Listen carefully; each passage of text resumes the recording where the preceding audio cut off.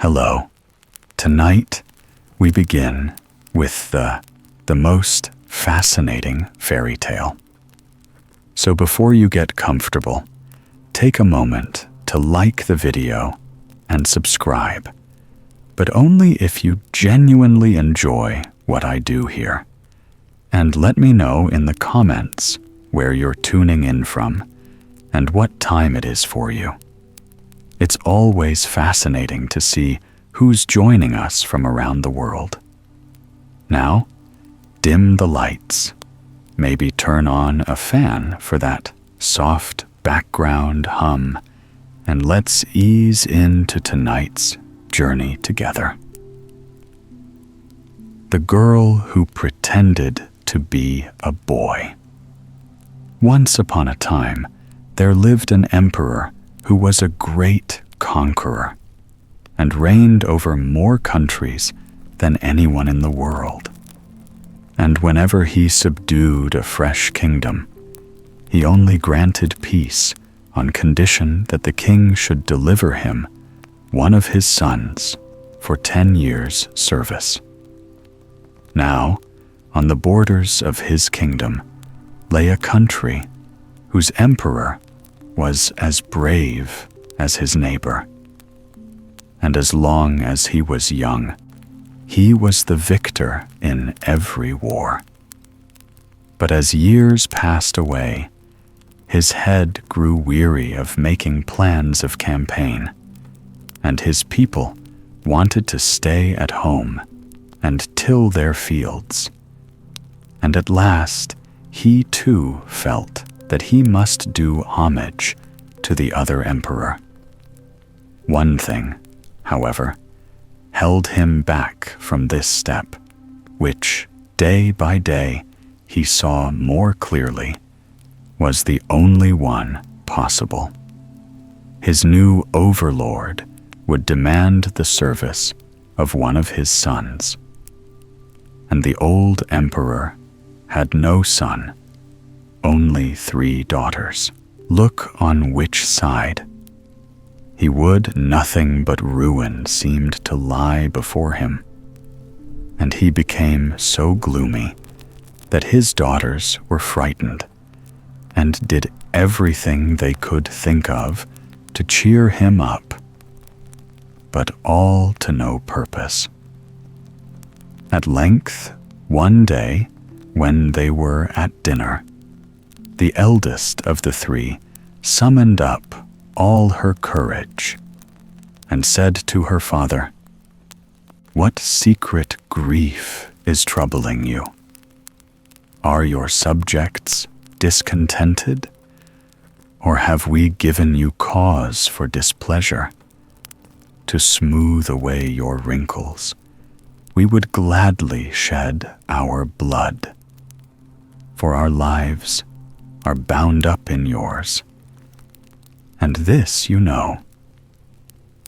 "My daughter," answered the emperor, "what you say is true. Never have you given me one moment's pain, yet now you cannot help me. Ah, why is not one of you a boy?" "I don't understand," she answered in surprise. "Tell us what is wrong. And though we are not boys, we are not quite useless. But what can you do, my dear children? Spin, sew, and weave. That is all your learning. Only a warrior can deliver me now. A young giant who is strong to wield the battle axe, whose sword deals deadly blows. But why do you need a son so much at present? Tell us all about it. It will not make matters worse if we know. Listen then, my daughters, and learn the reason of my sorrow. You have heard that as long as I was young, no man ever brought an army against me without it costing him dear. but the years have chilled my blood and drunk my strength. And now the deer can roam the forest. My arrows will never pierce his heart. Strange soldiers will set fire to my houses and water their horses at my wells, and my arm cannot hinder them. No, my day is past, and the time has come when I too must bow my head under the yoke of my foe. But who is to give him the 10 years' service that is part of the price which the vanquished must pay? "I will," cried the eldest girl, springing to her feet. But her father only shook his head sadly. "Never will I bring shame upon you," urged the girl. "Let me go. Am I not a princess and the daughter of an emperor?" "Go then," he said. The brave girl's heart almost stopped beating from joy as she set about her preparations. She was not still for a single moment, but danced about the house, turning chests and wardrobes upside down. She set aside enough things for a whole year: dresses embroidered with gold and precious stones, and a great store of provisions. And she chose the most spirited horse in the stable, with eyes of flame and a coat of shining silver. When her father saw her, mounted and curvetting about the court, he gave her much wise advice as to how she was to behave like the young man she appeared to be, and also how to behave as the girl she really was. Then he gave her his blessing, and she touched her horse with the spur. The silver armor of herself and her steed dazzled the eyes of the people as she darted past. She was soon out of sight, and if after a few miles she had not pulled up to allow her escort to join her, the rest of the journey would have been performed alone. But though none of his daughters were aware of the fact, the old emperor was a magician and had laid his plans accordingly. He managed, unseen, to overtake his daughter and throw a bridge of copper over a stream which she would have to cross. Then, changing himself into a wolf, he lay down under one of the arches and waited. He had chosen his time well, and in about half an hour, the sound of a horse's hooves was heard. His feet were almost on the bridge when a big gray wolf with grinning teeth appeared before the princess. With a deep growl that froze the blood, he drew himself up and prepared to spring. The appearance of the wolf was so sudden and so unexpected that the girl was almost paralyzed and never even dreamt of flight, till the horse leaped violently to one side. Then she turned him round, and urging him to his fullest speed, never drew rein till she saw the gates of the palace rising before her. The old emperor, who had got back long since, came to the door to meet her, and touching her shining armor, he said, "Did I not tell you, my child, that flies do not make honey? The days passed on, and one morning the second princess implored her father to allow her to try the adventure in which her sister had made such a failure. He listened unwillingly, feeling sure it was no use, but she begged so hard that in the end he consented, and having chosen her arms, she rode away. But though, unlike her sister, she was quite prepared for the appearance of the wolf when she reached the copper bridge, she showed no greater courage and galloped home as fast as her horse could carry her. On the steps of the castle, her father was standing, and as still trembling with fright, she knelt at his feet. He said gently, "Did I not tell you, my child, that every bird is not caught in a net?" The three girls stayed quietly in the palace for a little while, embroidering, spinning, weaving, and tending their birds and flowers. When early one morning, the youngest princess entered the door of the emperor's private apartments. "My father, it is my turn now. Perhaps I shall get the better of that wolf." "What? Do you think you are braver than your sisters, vain little one? You who have hardly left your long clothes behind you?" But she did not mind being laughed at, and answered, "For your sake, father, I would cut the devil himself into small bits, or even become a devil myself. I think I shall succeed.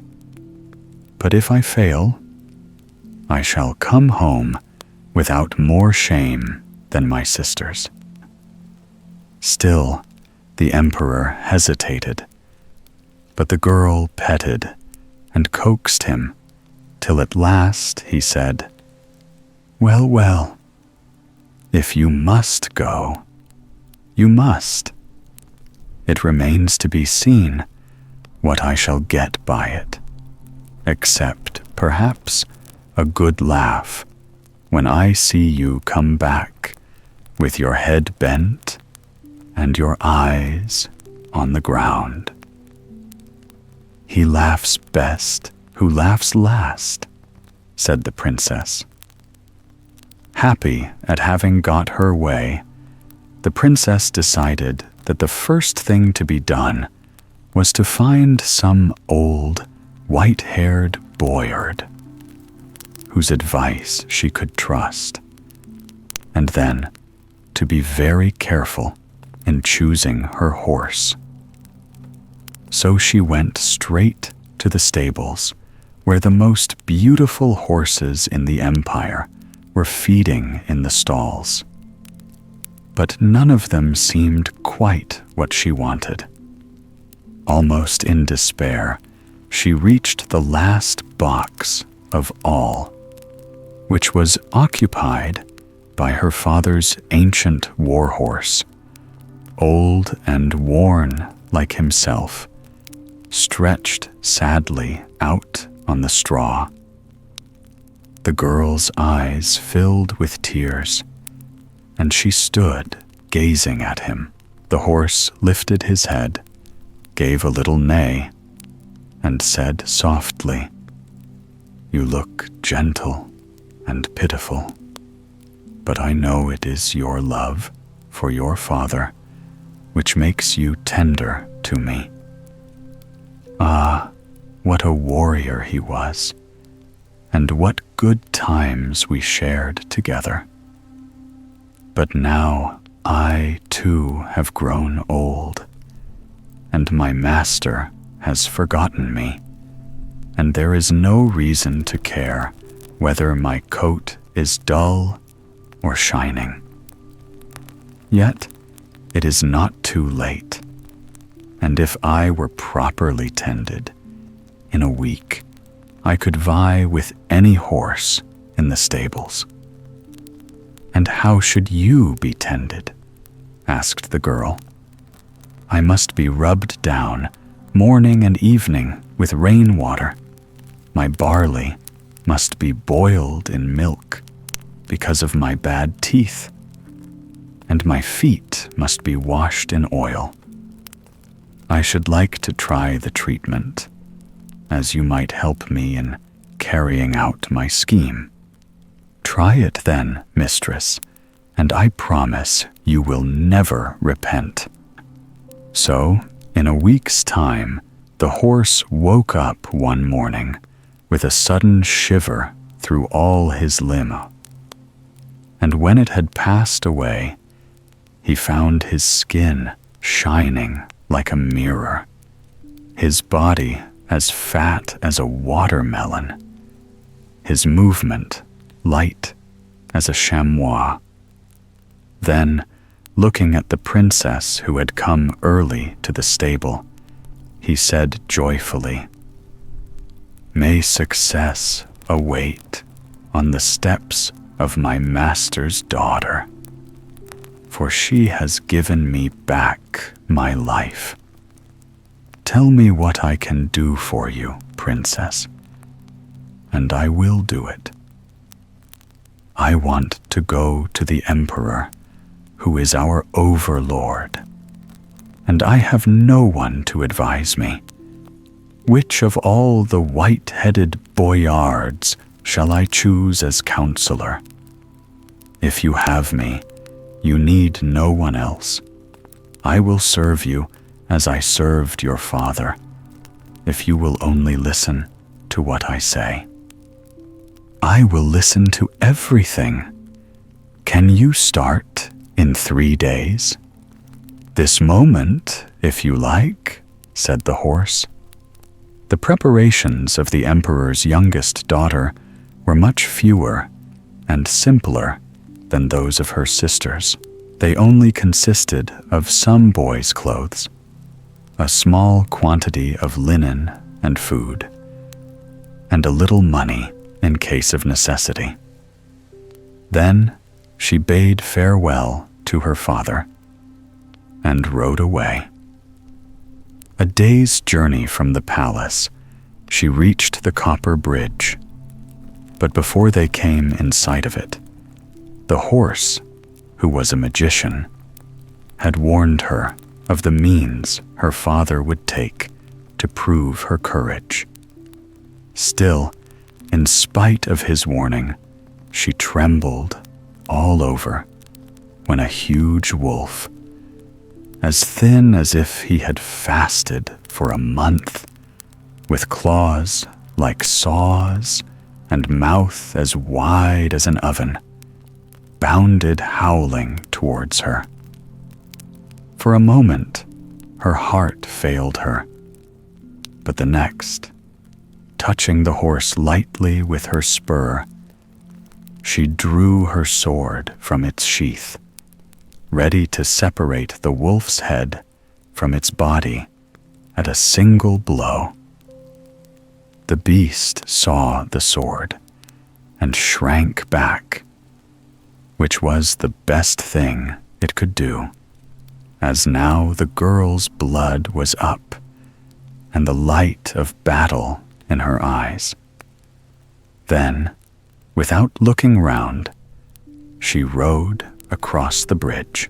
The emperor, proud of this first victory, took a short cut and waited for her at the end of another day's journey, close to a river, over which he threw a bridge of silver. And this time he took the shape of a lion. But the horse guessed this new danger and told the princess how to escape it. But it is one thing to receive advice when we feel safe and comfortable, and quite another to be able to carry it out when some awful peril is threatening us. and if the wolf had made the girl quake with terror, it seemed like a lamb beside this dreadful lion. At the sound of his roar, the very trees quivered, and his claws were so large that every one of them looked like a cutlass. The breath of the princess came and went, and her feet rattled in the stirrups. Suddenly, the remembrance flashed across her of the wolf whom she had put to flight, and waving her sword, she rushed so violently on the lion that he had barely time to spring on one side, so as to avoid the blow. Then, like a flash, she crossed this bridge also. Now, during her whole life, the princess had been so carefully brought up that she had never left the gardens of the palace, so that the sight of the hills and valleys and tinkling streams and the song of the larks and blackbirds made her almost beside herself with wonder and delight. She longed to get down and bathe her face in the clear pools and pick the brilliant flowers, but the horse said no, and quickened his pace, neither turning to the right or the left. Warriors, he told her, only rest when they have won the victory. You have still another battle to fight, and it is the hardest of all. This time, it was neither a wolf nor a lion that was waiting for her at the end of the 3rd day's journey, but a dragon with 12 heads and a golden bridge behind it. The princess rode up without seeing anything to frighten her, when a sudden puff of smoke and flame from beneath her feet caused her to look down, and there was the horrible creature twisted and writhing, its 12 heads reared up as if to seize her between them. The bridle fell from her hand, and the sword which she had just grasped slid back into its sheath. But the horse bade her fear nothing, and with a mighty effort she sat upright and spurred straight on the dragon. The fight lasted an hour, and the dragon pressed her hard. But in the end, by a well-directed side blow, she cut off one of the heads, and with a roar that seemed to rend the heavens in two, the dragon fell back on the ground and rose as a man before her. Although the horse had informed the princess the dragon was really her own father, the girl had hardly believed him and stared in amazement at the transformation. But he flung his arms round her and pressed her to his heart, saying, "Now I see that you are as brave as the bravest, and as wise as the wisest. You have chosen the right horse, for without his help, you would have returned with a bent head and downcast eyes. You have filled me with the hope that you may carry out the task you have undertaken. But be careful to forget none of my counsels, and above all, to listen to those of your horse." When he had done speaking, the princess knelt down to receive his blessing, and they went their different ways. The princess rode on, and on, till at last she came to the mountains which hold up the roof of the world. There she met two genii who had been fighting fiercely for 2 years, without one having got the least advantage over the other. Seeing what they took to be a young man seeking adventures, one of the combatants called out, "Fet, Fruners, deliver me from my enemy, and I will give you the horn that can be heard the distance of a 3 days' journey."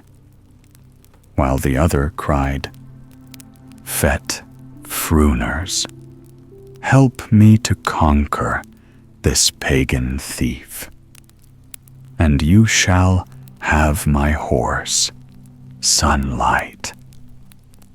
Before answering, the princess consulted her own horse as to which offer she should accept, and he advised her to side with the genius who was master of Sunlight, his own younger brother, and still more active than himself. So the girl at once attacked the other genius, and soon clove his skull.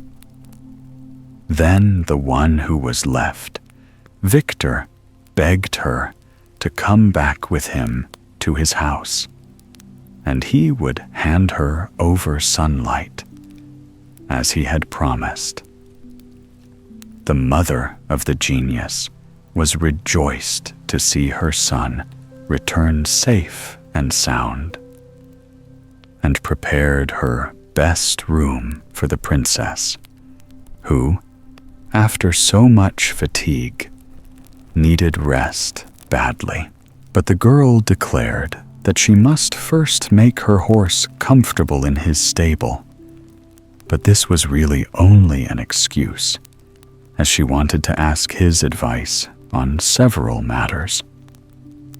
But the old woman had suspected from the very first that the boy who had come to the rescue of her son was a girl in disguise, and told the genius that she was exactly the wife he needed. The genius scoffed and inquired what female hand could ever wield a saber like that. But in spite of his sneers, his mother persisted, and as a proof of what she said, laid at night on each of their pillows a handful of magic flowers that fade at the touch of man, but remain eternally fresh in the fingers of a woman. It was very clever of her, but unluckily, the horse had warned the princess what to expect. And when the house was silent, she stole very softly to the genius's room and exchanged his faded flowers for those she held. Then she crept back to her own bed and fell fast asleep.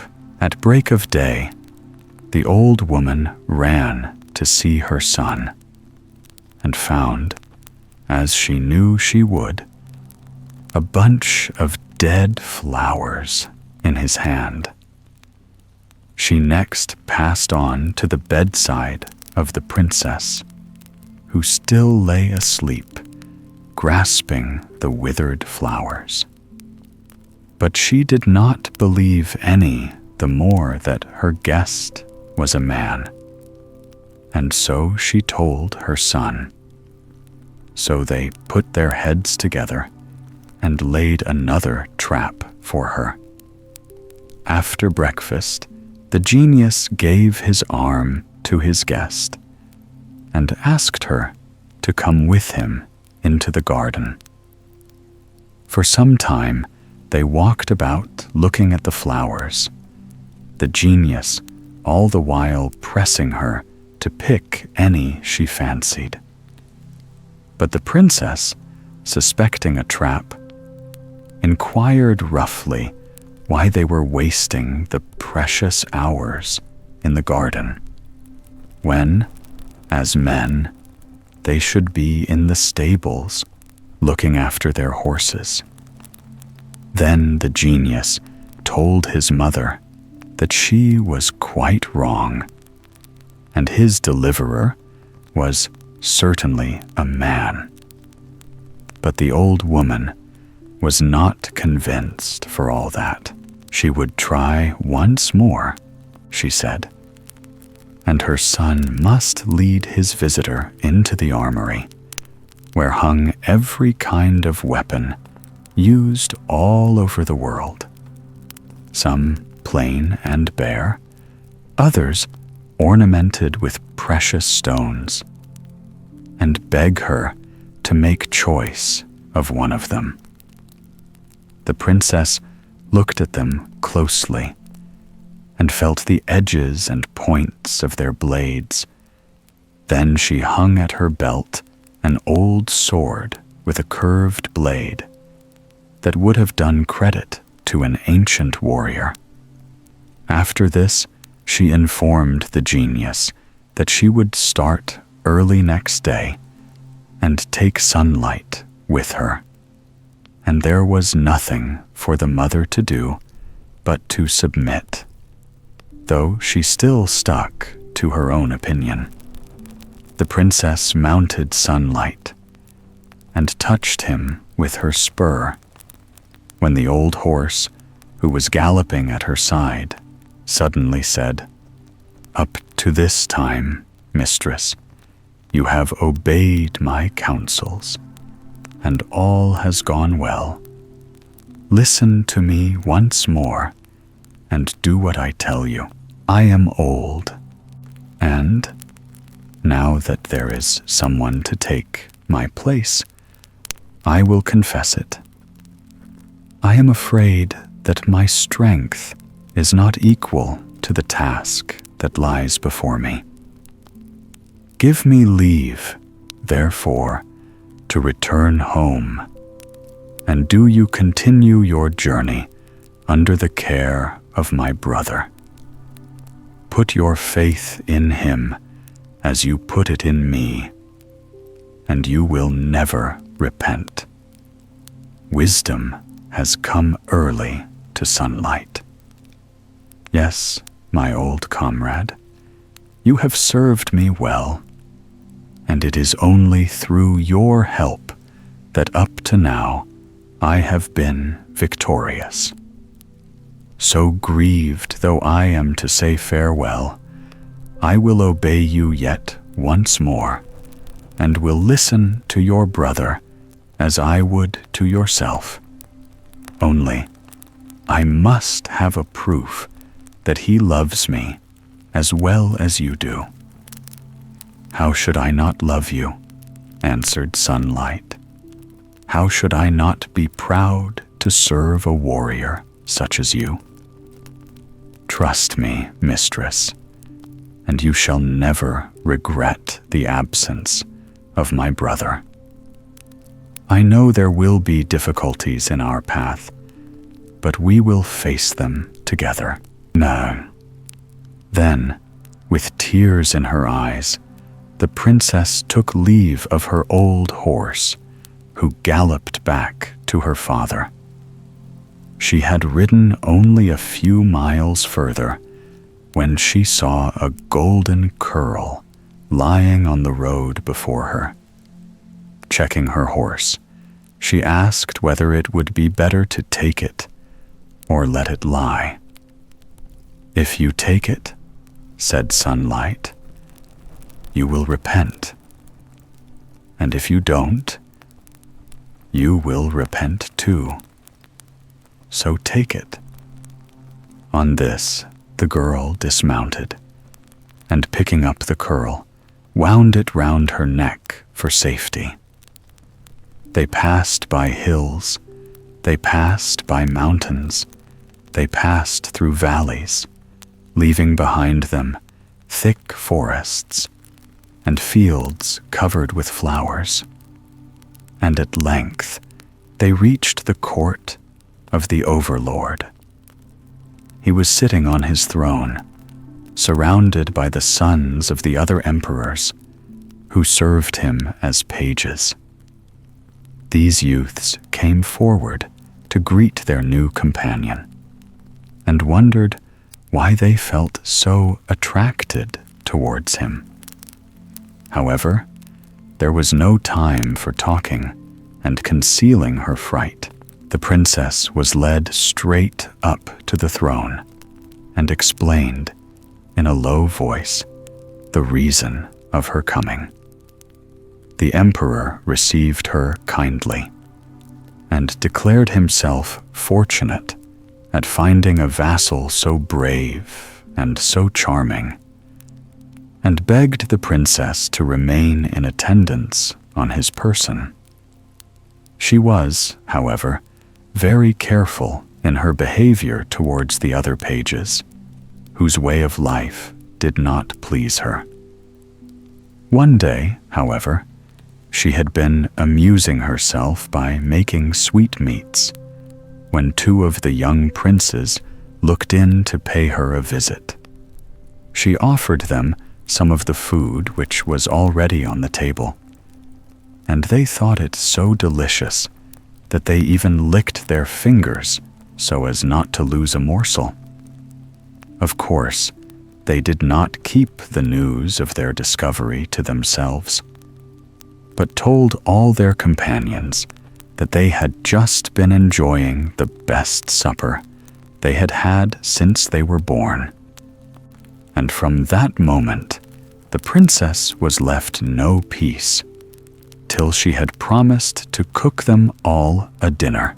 Now it happened that on the very day fixed, all the cooks in the palace became intoxicated, and there was no one to make up the fire. When the pages heard of this shocking state of things, they went to their companion and implored her to come to the rescue. The princess was fond of cooking, and was, besides, very good-natured. So she put on an apron and went down to the kitchen without delay. When the dinner was placed before the emperor, he found it so nice that he ate much more than was good for him. The next morning, as soon as he woke, he sent for his head cook and told him to send up the same dishes as before. The cook, seized with fright at this command, which he knew he could not fulfill, fell on his knees and confessed the truth. The emperor was so astonished that he forgot to scold.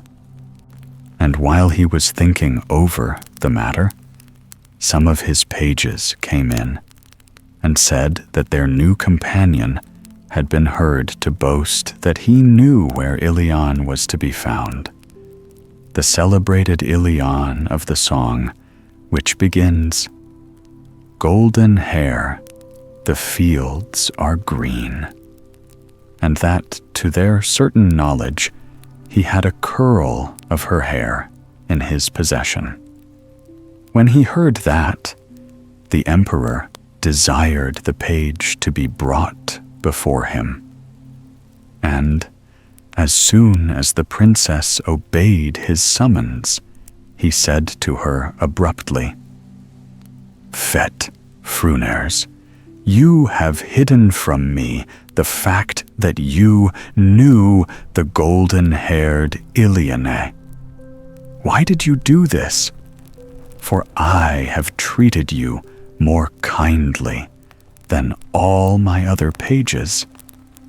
Then, after making the princess show him the golden curl which she wore round her neck, he added, "Listen to me.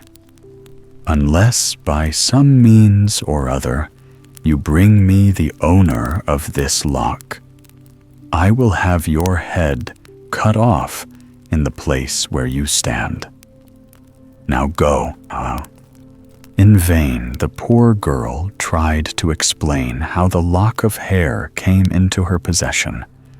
The emperor would listen to nothing, and bowing low, she left his presence and went to consult Sunlight what she was to do. At his first words, she brightened up. "Do not be afraid, mistress. Only last night, my brother appeared to me in a dream and told me that a genius had carried off Ilion, whose hair you picked up on the road. But Ilion declares that before she marries her captor, he must bring her, as a present, the whole stud of mares which belong to her. The genius, half crazy with love, thinks of nothing night and day but how this can be done. And meanwhile, she is quite safe in the island swamps of the sea. Go back to the emperor and ask him for 20 ships filled with precious merchandise. The rest you shall know by and by." On hearing this advice, the princess went at once into the emperor's presence. "May a long life be yours, O sovereign almighty," said she.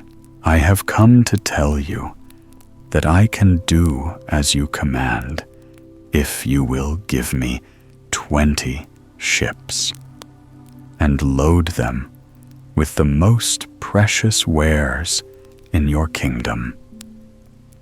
You shall have all that I possess if you will bring me the golden-haired Ilion," said the emperor. The ships were soon ready, and the princess entered the largest and finest, with Sunlight at her side. Then the sails were spread, and the voyage began. For 7 weeks, the wind blew them straight towards the west, and early one morning, they caught sight of the island swamps of the sea. They cast anchor in a little bay, and the princess made haste to disembark with Sunlight. But before leaving the ship, she tied to her belt a pair of tiny gold slippers adorned with precious stones. Then, mounting Sunlight, she rode about till she came to several palaces, built on hinges, so that they could always turn towards the sun. The most splendid of these was guarded by 3 slaves, whose greedy eyes were caught by the glistening gold of the slippers. They hastened up to the owner of these treasures and inquired who he was. "A merchant," replied the princess, who had somehow missed his road and lost himself among the island swamps of the sea. Not knowing if it was proper to receive him or not, the slaves returned to their mistress and told her all they had seen, but not before she had caught sight of the merchant from the roof of her palace. Luckily, her jailer was away, always trying to catch the stud of mares, so for the moment she was free and alone. The slaves told their tale so well that their mistress insisted on going down to the shore and seeing the beautiful slippers for herself. They were even lovelier than she expected, and when the merchant besought her to come on board and inspect some that he thought were finer still, her curiosity was too great to refuse, and she went. Once on board ship, she was so busy turning over all the precious things stored there that she never knew that the sails were spread and that they were flying along with the wind behind them. And when she did know, she rejoiced in her heart, though she pretended to weep and lament at being carried captive a second time. Thus, they arrived at the court of the emperor. They were just about to land when the mother of the genius stood before them. She had learnt that Ilian had fled from her prison in company with a merchant, and, as her son was absent, had come herself in pursuit. Striding over the blue waters, hopping from wave to wave, one foot reaching to heaven, and the other planted in the foam, she was close at their heels, breathing fire and flame when they stepped on shore from the ship. One glance told Ilian who the horrible old woman was, and she whispered hastily to her companion. Without saying a word, the princess swung her into Sunlight's saddle, and leaping up behind her, they were off like a flash. It was not till they drew near the town that the princess stooped and asked Sunlight what they should do. "Put your hand into my left ear," said he, "and take out a sharp stone, which you must throw behind you." The princess did as she was told, and a huge mountain sprang up behind them. The mother of the genius began to climb up it, and though they galloped quickly, she was quicker still. They heard her coming, faster, faster. And again, the princess stooped to ask what was to be done now. "Put your hand into my right ear," said the horse, "and throw the brush you will find there behind you."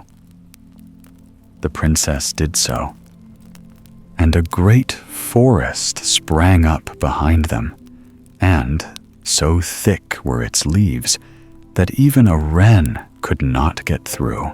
But the old woman seized hold of the branches and flung herself like a monkey from one to the others. And always she drew nearer, always, always, till their hair was singed by the flames of her mouth. Then, in despair, the princess again bent down and asked if there was nothing more to be done. And Sunlight replied, "Quick, quick, take off the betrothal ring on the finger of Iliane and throw it behind you." This time there sprang up a great tower of stone, smooth as ivory, hard as steel, which reached up to heaven itself. And the mother of the genius gave a howl of rage, knowing that she could neither climb it nor get through it. But she was not beaten yet, and gathering herself together, she made a prodigious leap, which landed her on the top of the tower, right in the middle of Iliane's ring, which lay there, and held her tight. Only her claws could be seen grasping the battlements. All that could be done, the old witch did. But the fire that poured from her mouth never reached the fugitives, though it laid waste the country 100 miles round the tower, like the flame of a volcano. Then, with one last effort to free herself, her hands gave way, and falling down to the bottom of the tower, she was broken in pieces. When the flying princess saw what had happened, she rode back to the spot, as Sunlight counseled her, and placed her finger on the top of the tower, which was gradually shrinking into the earth. In an instant, the tower had vanished, as if it had never been, and in its place was the finger of the princess with a ring round it. The emperor received Ilion with all the respect that was due to her, and fell in love at first sight, besides. But this did not seem to please Ilion, whose face was sad as she walked about the palace or gardens, wondering how it was that, while other girls did as they liked, she was always in the power of someone whom she hated. So when the emperor asked her to share his throne, Ilion answered, "Noble sovereign, I may not think of marriage till my stud of horses has been brought me, with their trappings all complete." When he heard this, the emperor once more sent for Fet Fruners, and said, "Fet Fruners, fetch me instantly the stud of mares, with their trappings all complete.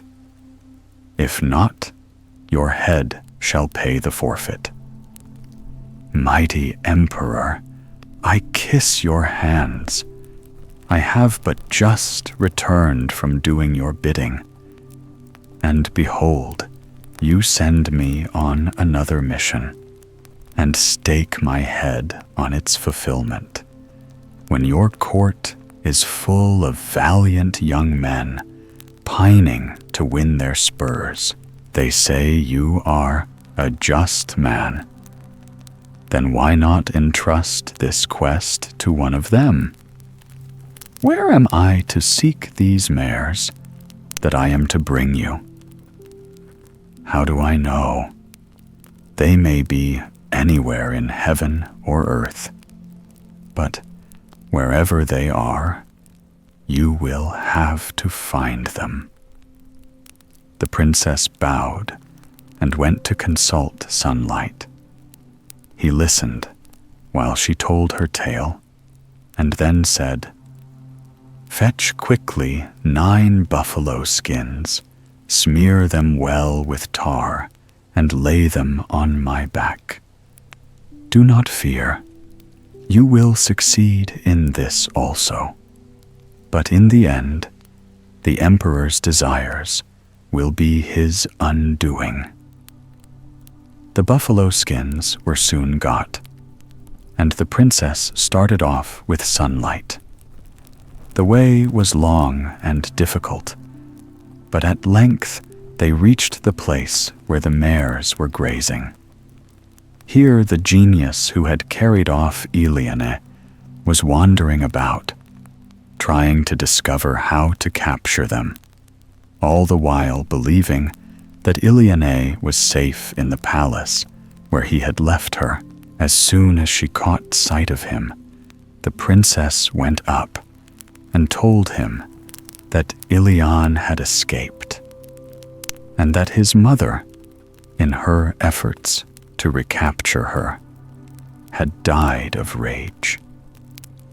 At this news, a blind fury took possession of the genius, and he rushed madly upon the princess, who awaited his onslaught with perfect calmness.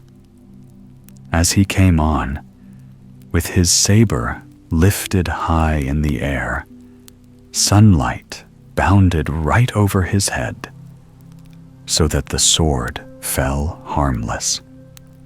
And when, in her turn, the princess prepared to strike.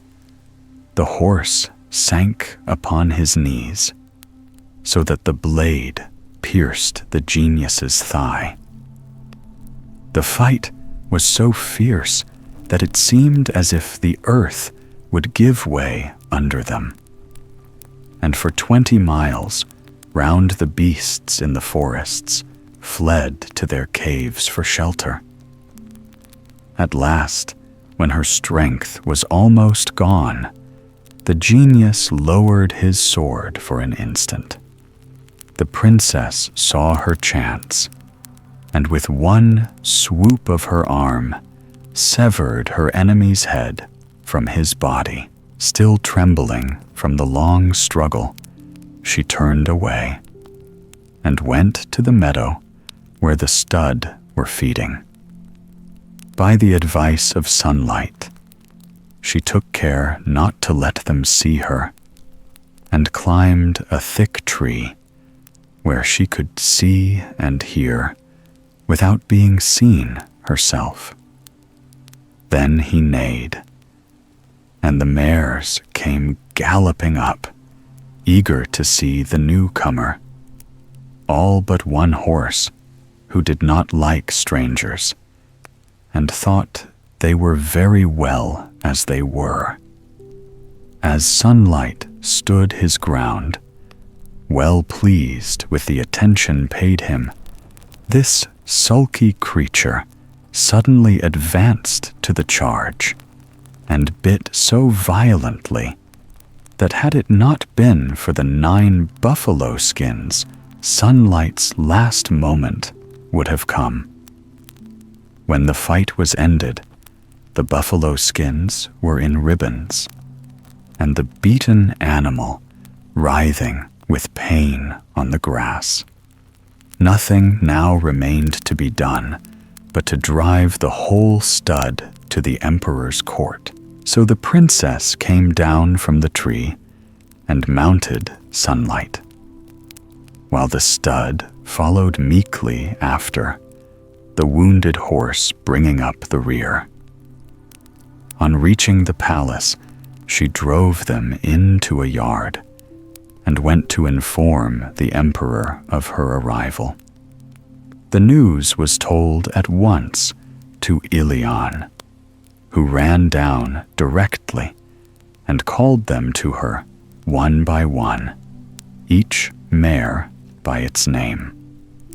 And at the first sight of her, the wounded animal shook itself quickly, and in a moment its wounds were healed, and there was not even a mark on its glossy skin.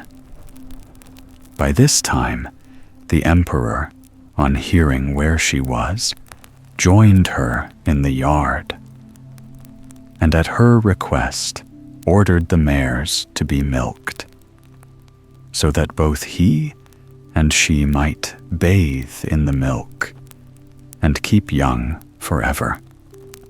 But they would suffer no one to come near them, and the princess was commanded to perform this service also.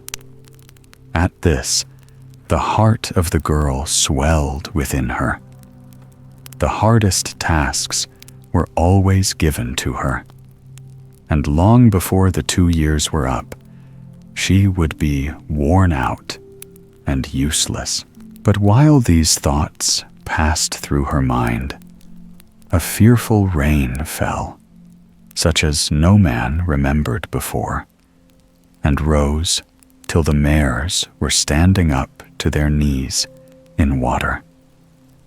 Then, as suddenly it stopped, and behold, the water was ice which held the animals firmly in its grasp, and the princess's heart grew light again, and she sat down gaily to milk them, as if she had done it every morning of her life.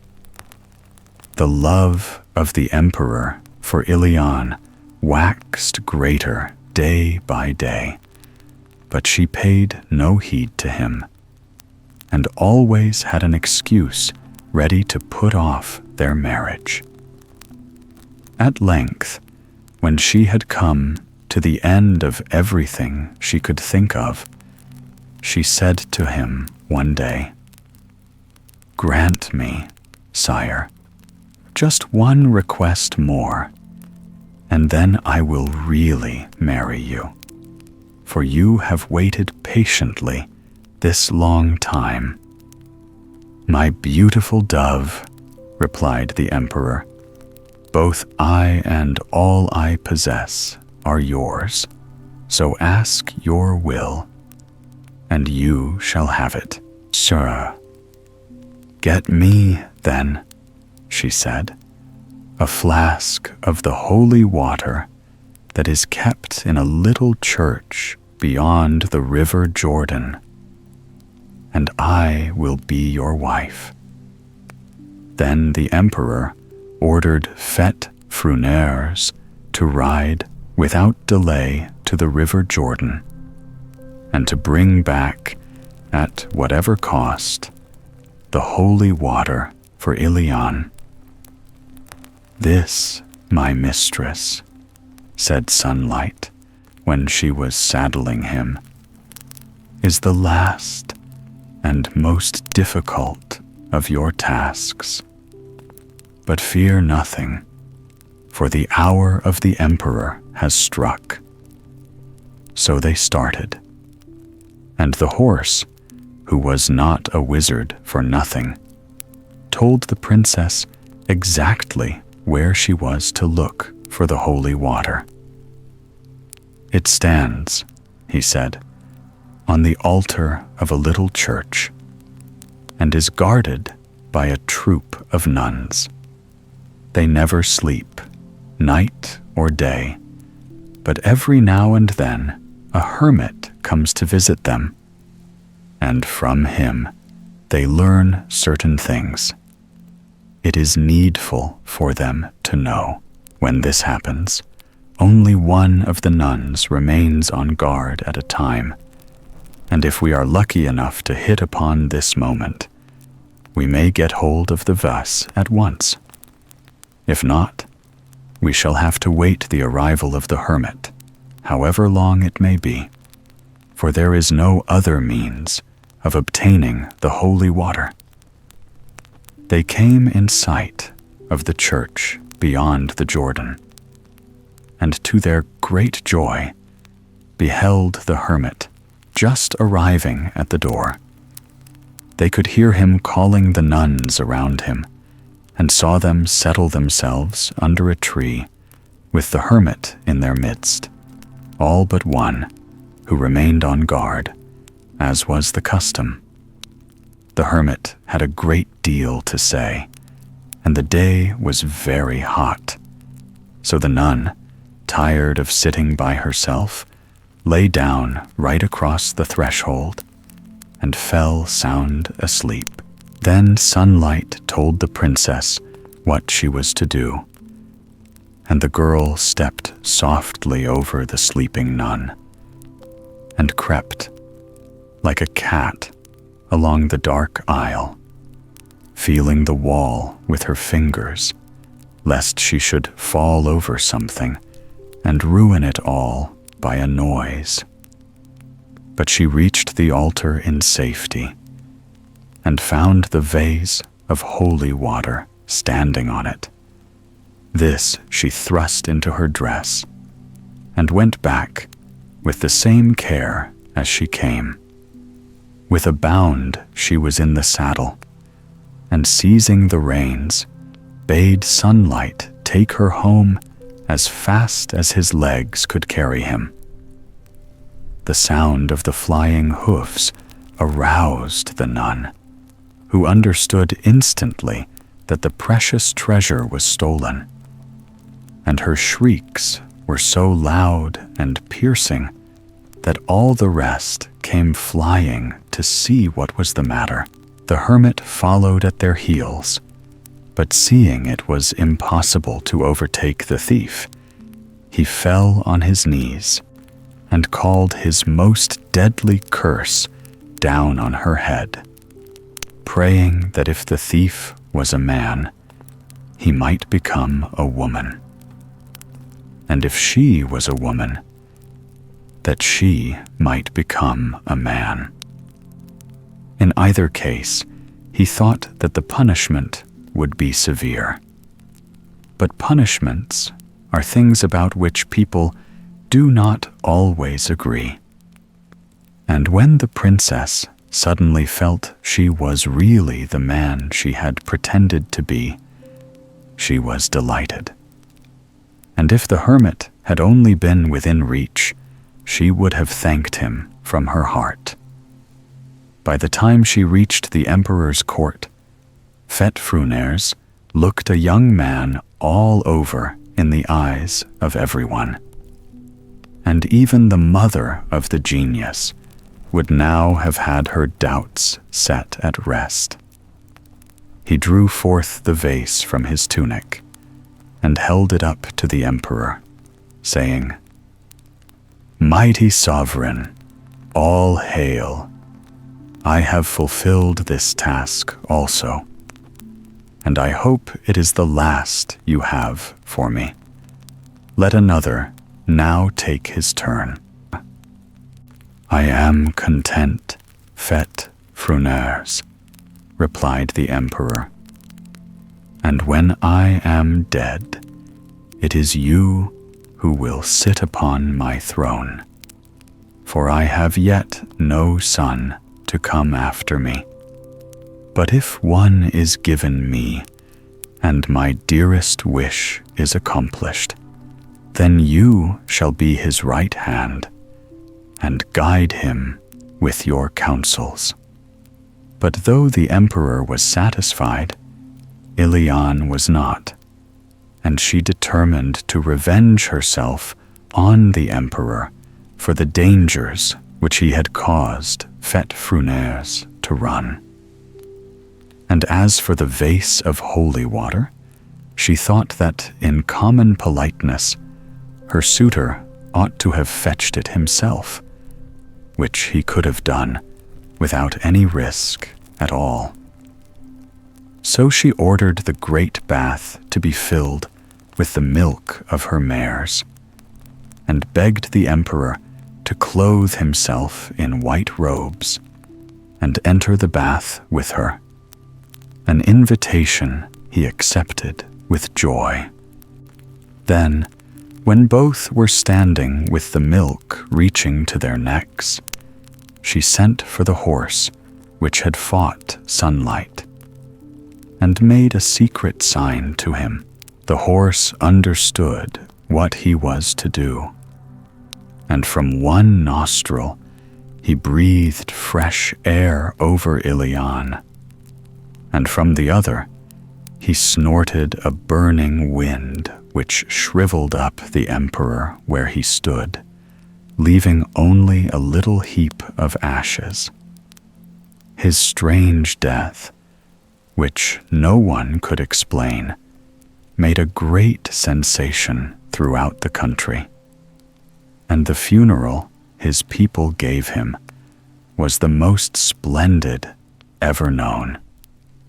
When it was over, Ilian summoned Fet-Fruners before her, and addressed him thus: "Fet-Fruners, it is you who brought me and have saved my life and obeyed my wishes.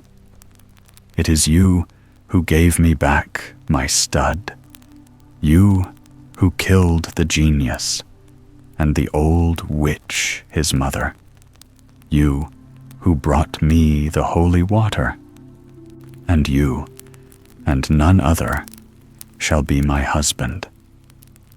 Yes, I will marry you," said the young man, with a voice almost as soft as when he was a princess. "But know that in our house it will be the cock who sings, and not the hen." The Story of Halfman. In a certain town there lived a judge who was married but had no children. One day, he was standing lost in thought before his house when an old man passed by. "What is the matter, sir?" said he. "You look troubled?" "Oh, leave me alone, my good man." "But what is it?" persisted the other. "Well, I am successful in my profession and a person of importance, but I care nothing for it all, as I have no children." Then the old man said, "Here are 12 apples. If your wife eats them, she will have 12 sons." The judge thanked him joyfully as he took the apples and went to seek his wife. "Eat these apples at once," he cried, "and you will have 12 sons." So she sat down and ate 11 of them. But just as she was in the middle of the 12th, her sister came in, and she gave her the half that was left. The 11 sons came into the world, strong and handsome boys. But when the 12th was born, there was only half of him. By and by, they all grew into men. And one day, they told their father it was high time he found wives for them. "I have a brother," he answered, "who lives away in the east, and he has 12 daughters. Go and marry them." So the 12 sons saddled their horses and rode for 12 days, till they met an old woman. "Good greeting to you, young men," said she. "We have waited long for you, your uncle and I. The girls have become women and are sought in marriage by many. But I knew you would come one day, and I have kept them for you. Follow me into my house." And the 12 brothers followed her gladly, and their father's brother stood at the door and gave them meat and drink. But at night, when everyone was asleep, Halfman crept softly to his brothers and said to them, "Listen, all of you. This man is no uncle of ours, but an ogre." "Nonsense! Of course he is our uncle," answered they. "Well, this very night you will see," said Halfman, and he did not go to bed, but hid himself and watched. Now in a little while he saw the wife of the ogre steal into the room on tiptoe and spread a red cloth over the brothers, and then go and cover her daughters with a white cloth. After that, she lay down and was soon snoring loudly. When Halfman was quite sure she was sound asleep, he took the red cloth from his brothers and put it on the girls, and laid their white cloth over his brothers. Next, he drew their scarlet caps from their heads and exchanged them for the veils which the ogre's daughters were wearing. This was hardly done when he heard steps coming along the floor, so he hid himself quickly in the folds of a curtain. There was only half of him. The ogress came slowly and gently along, stretching out her hands before her so that she might not fall against anything unawares, for she had only a tiny lantern slung at her waist, which did not give much light. And when she reached the place where the sisters were lying, she stooped down and held a corner of the cloth up to the lantern. Yes, it certainly was red. Still, to make sure that there was no mistake, she passed her hands lightly over their heads and felt the caps that covered them. Then she was quite certain the brothers lay sleeping before her, and began to kill them one by one.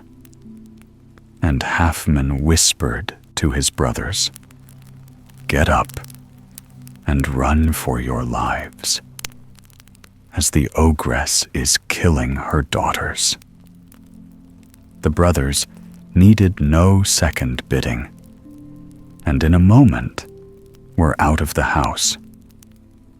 By this time, the ogress had slain all her daughters but one, who awoke suddenly and saw what had happened.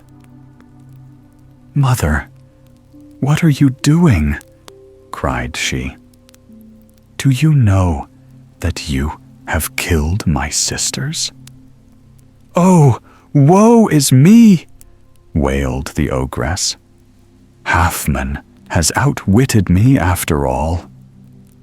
And she turned to wreak vengeance on him, but he and his brothers were far away. They rode all day till they got to the town where their real uncle lived, and inquired the way to his house. "Why have you been so long in coming?" asked he, when they had found him. "Oh, dear uncle, we were very nearly not coming at all," replied they. "We fell in with an ogress who took us home and would have killed us if it had not been for Halfman. He knew what was in her mind and saved us. And here we are. Now give us each a daughter to wife, and let us return whence we came." "Take them," said the uncle. "The eldest for the eldest, the second for the second, and so on to the youngest." But the wife of Halfman was the prettiest of them all, and the other brothers were jealous and said to each other, "What? Is he who is only half a man to get the best? Let us put him to death and give his wife to our eldest brother." And they waited for a chance. After they had all ridden, in company with their brides, for some distance, they arrived at a brook, and one of them asked, "Now, who will go and fetch water from the brook?" "Halfman is the youngest," said the elder brother. "He must go." So Halfman got down and filled a skin with water, and they drew it up by a rope and drank. When they had done drinking, Halfman, who was standing in the middle of the stream, called out, "Throw me the rope and draw me up, for I cannot get out alone." And the brothers threw him a rope to draw him up the steep bank. But when he was halfway up, they cut the rope, and he fell back into the stream. Then the brothers rode away as fast as they could, with his bride. Halfman sank down under the water from the force of the fall. But before he touched the bottom, a fish came and said to him, "Fear nothing, Halfman. I will help you." And the fish guided him to a shallow place, so that he scrambled out.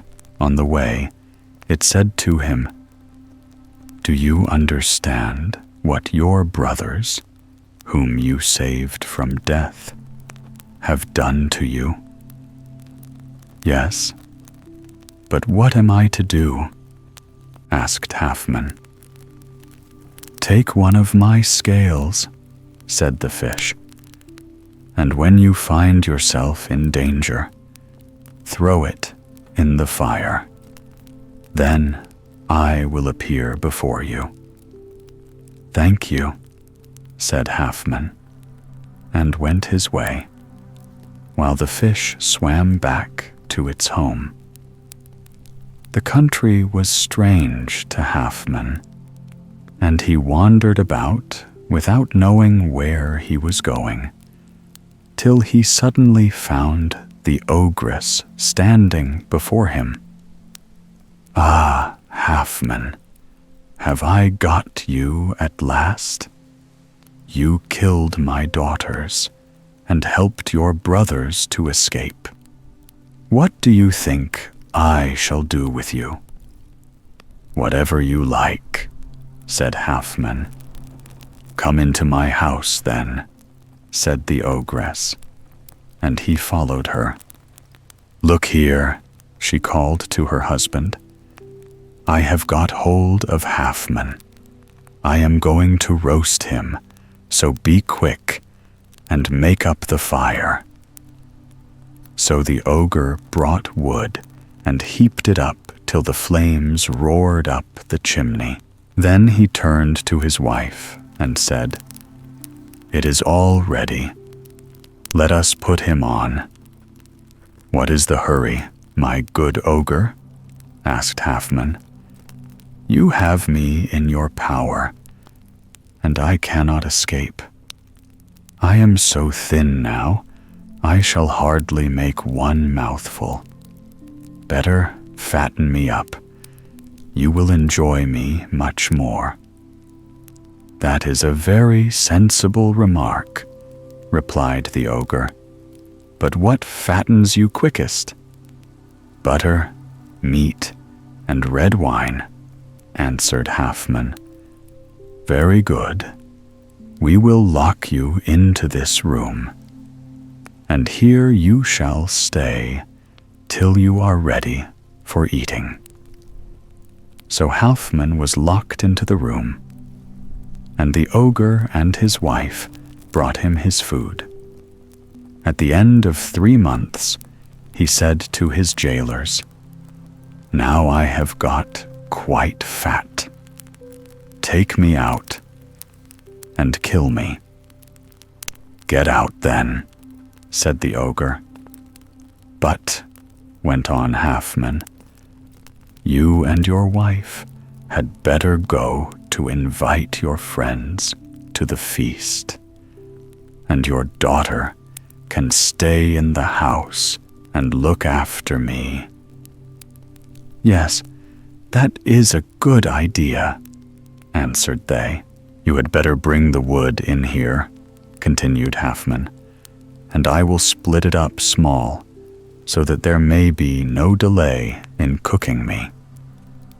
So the ogress gave Halfman a pile of wood and an axe, and then set out with her husband, leaving Halfman and her daughter busy in the house. After he had chopped for a little while, he called to the girl, Come and help me, or else I shan't have it all ready when your mother gets back. All right, said she, and held a billet of wood for him to chop. But he raised his axe and cut off her head, and ran away like the wind. By and by, the ogre and his wife returned, and found their daughter lying without her head, and they began to cry and sob, saying, This is Halfman's work. Why did we listen to him? But Halfman was far away. When he escaped from the house, he ran on straight before him for some time, looking for a safe shelter. as he knew that the ogre's legs were much longer than his, and that it was his only chance. At last, he saw an iron tower, which he climbed up. Soon the ogre appeared, looking right and left, lest his prey should be sheltering behind a rock or tree. But he did not know.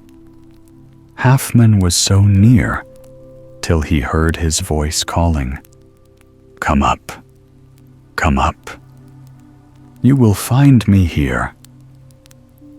"But how can I come up?" said the ogre. "I see no door, and I could not possibly climb that tower." "Oh, there is no door," replied Halfman. "Then how did you climb up?" "A fish carried me on his back." "And what am I to do?"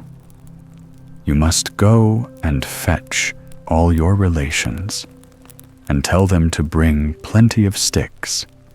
Then you must light a fire, and let it burn till the tower becomes red hot. After that, you can easily throw it down."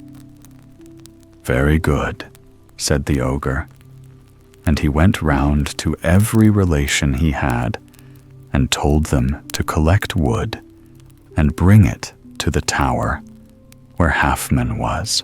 The men did as they were ordered, and soon the tower was glowing like coral. But when they flung themselves against it to overthrow it, they caught themselves on fire and were burnt to death. And overhead sat Halfman, laughing heartily. But the ogre's wife was still alive, for she had taken no part in kindling the fire. "Oh," she shrieked with rage, "you have killed my daughters and my husband, and all the men belonging to me. How can I get at you to avenge myself?" "Oh, that is easy enough," said Halfman. "I will let down a rope, and if you tie it tightly round you, I will draw it up." "All right," returned the ogress, fastening the rope which Halfman let down. "Now pull me up." "Are you sure it is secure?" "Yes, quite sure." "Don't be afraid." "Oh, I am not afraid at all." So Halfman slowly drew her up, and when she was near the top, he let go the rope, and she fell down and broke her neck. Then Halfman heaved a great sigh and said, "That was hard work. The rope has hurt my hands badly, but now I am rid of her forever." So Halfman came down from the tower and went on till he got to a desert place, and as he was very tired, he lay down to sleep. While it was still dark, an ogress passed by, and she woke him and said, "Halfman, tomorrow your brother is to marry your wife." "Oh, how can I stop it?" asked he. "Will you help me?" "Yes, I will," replied the ogress. "Thank you, thank you," cried Halfman, kissing her on the forehead. "My wife is dearer to me than anything else in the world, and it is not my brother's fault that I am not dead long ago." "Very well, I will rid you of him," said the ogress, "but only on one condition. If a boy is born to you, you must give him to me."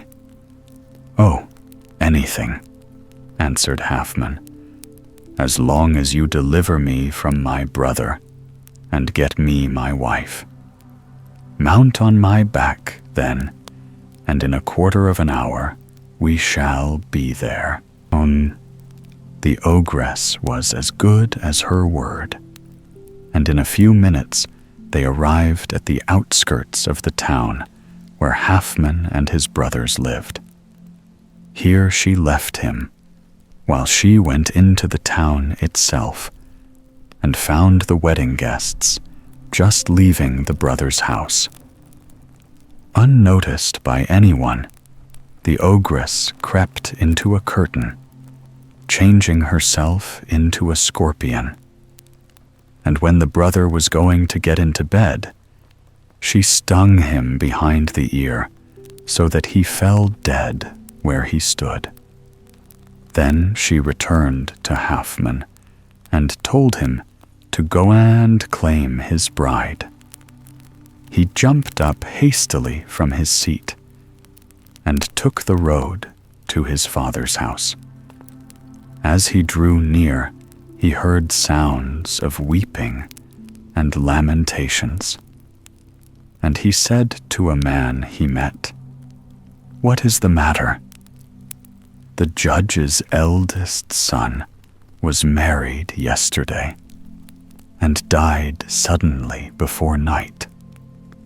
"Well," thought Halfman, "my conscience is clear anyway, for it is quite plain he coveted my wife, and that is why he tried to drown me."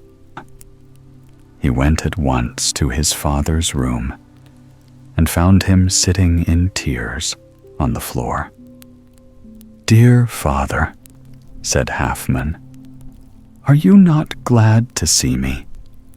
You weep for my brother, but I am your son too. And he stole my bride from me and tried to drown me in the brook. If he is dead, I at least am alive. No, no, he was better than you," moaned the father. "Why, dear father?" "He told me you had behaved very ill," said he. "Well, call my brothers," answered Halfman, "as I have a story to tell them." So the father called them all into his presence. Then Halfman began. "After we were 12 days' journey from home, we met an ogress who gave us greeting and said, 'Why have you been so long coming? The daughters of your uncle have waited for you in vain.' And she bade us follow her to the house, saying, 'Now there need be no more delay. You can marry your cousins as soon as you please, and take them with you to your own home.' But I warned my brothers that the man was not our uncle, but an ogre. When we lay down to sleep, she spread a red cloth over us and covered her daughters with a white one.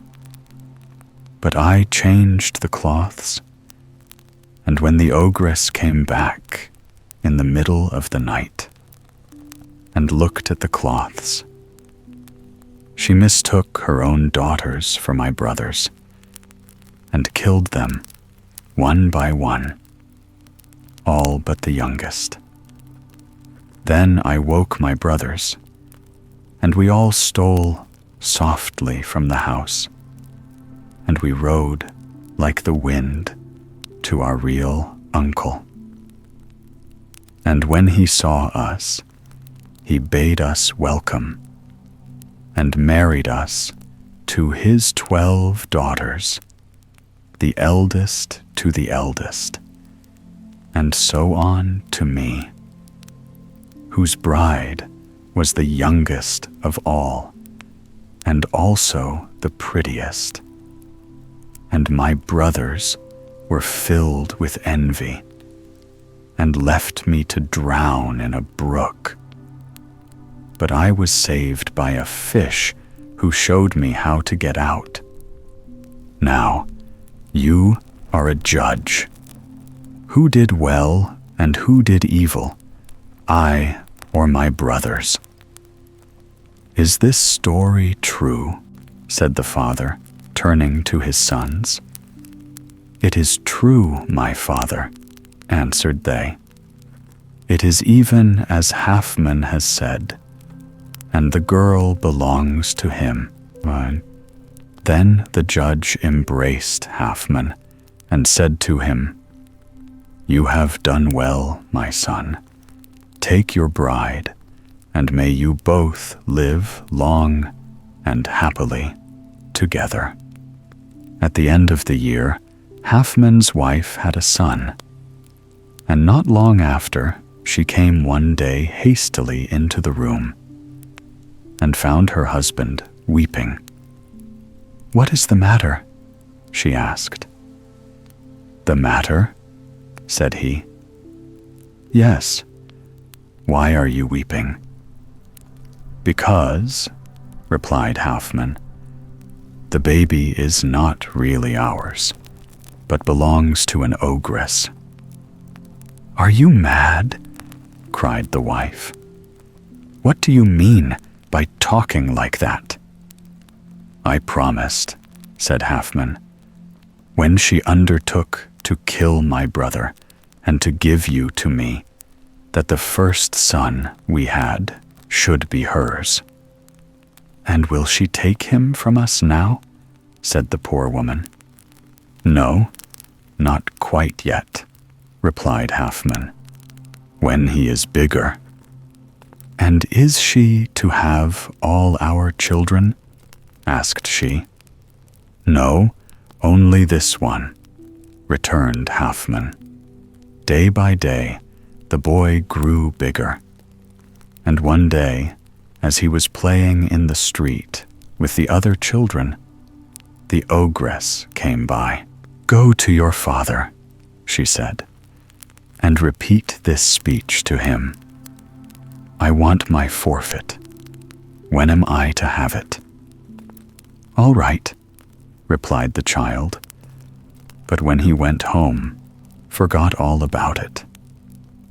The next day, the ogress came again and asked the boy what answer the father had given.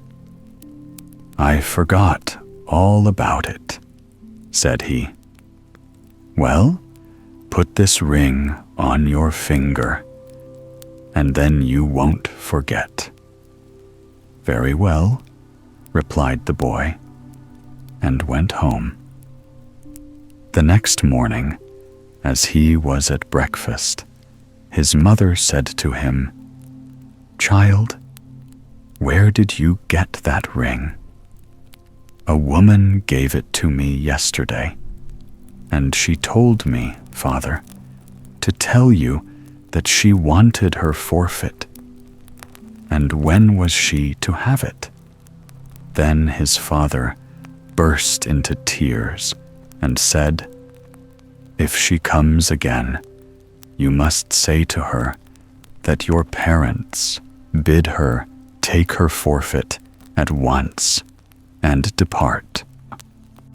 At this, they both began to weep afresh, and his mother kissed him and put on his new clothes and said, "If the woman bids you to follow her, you must go." But the boy did not heed her grief.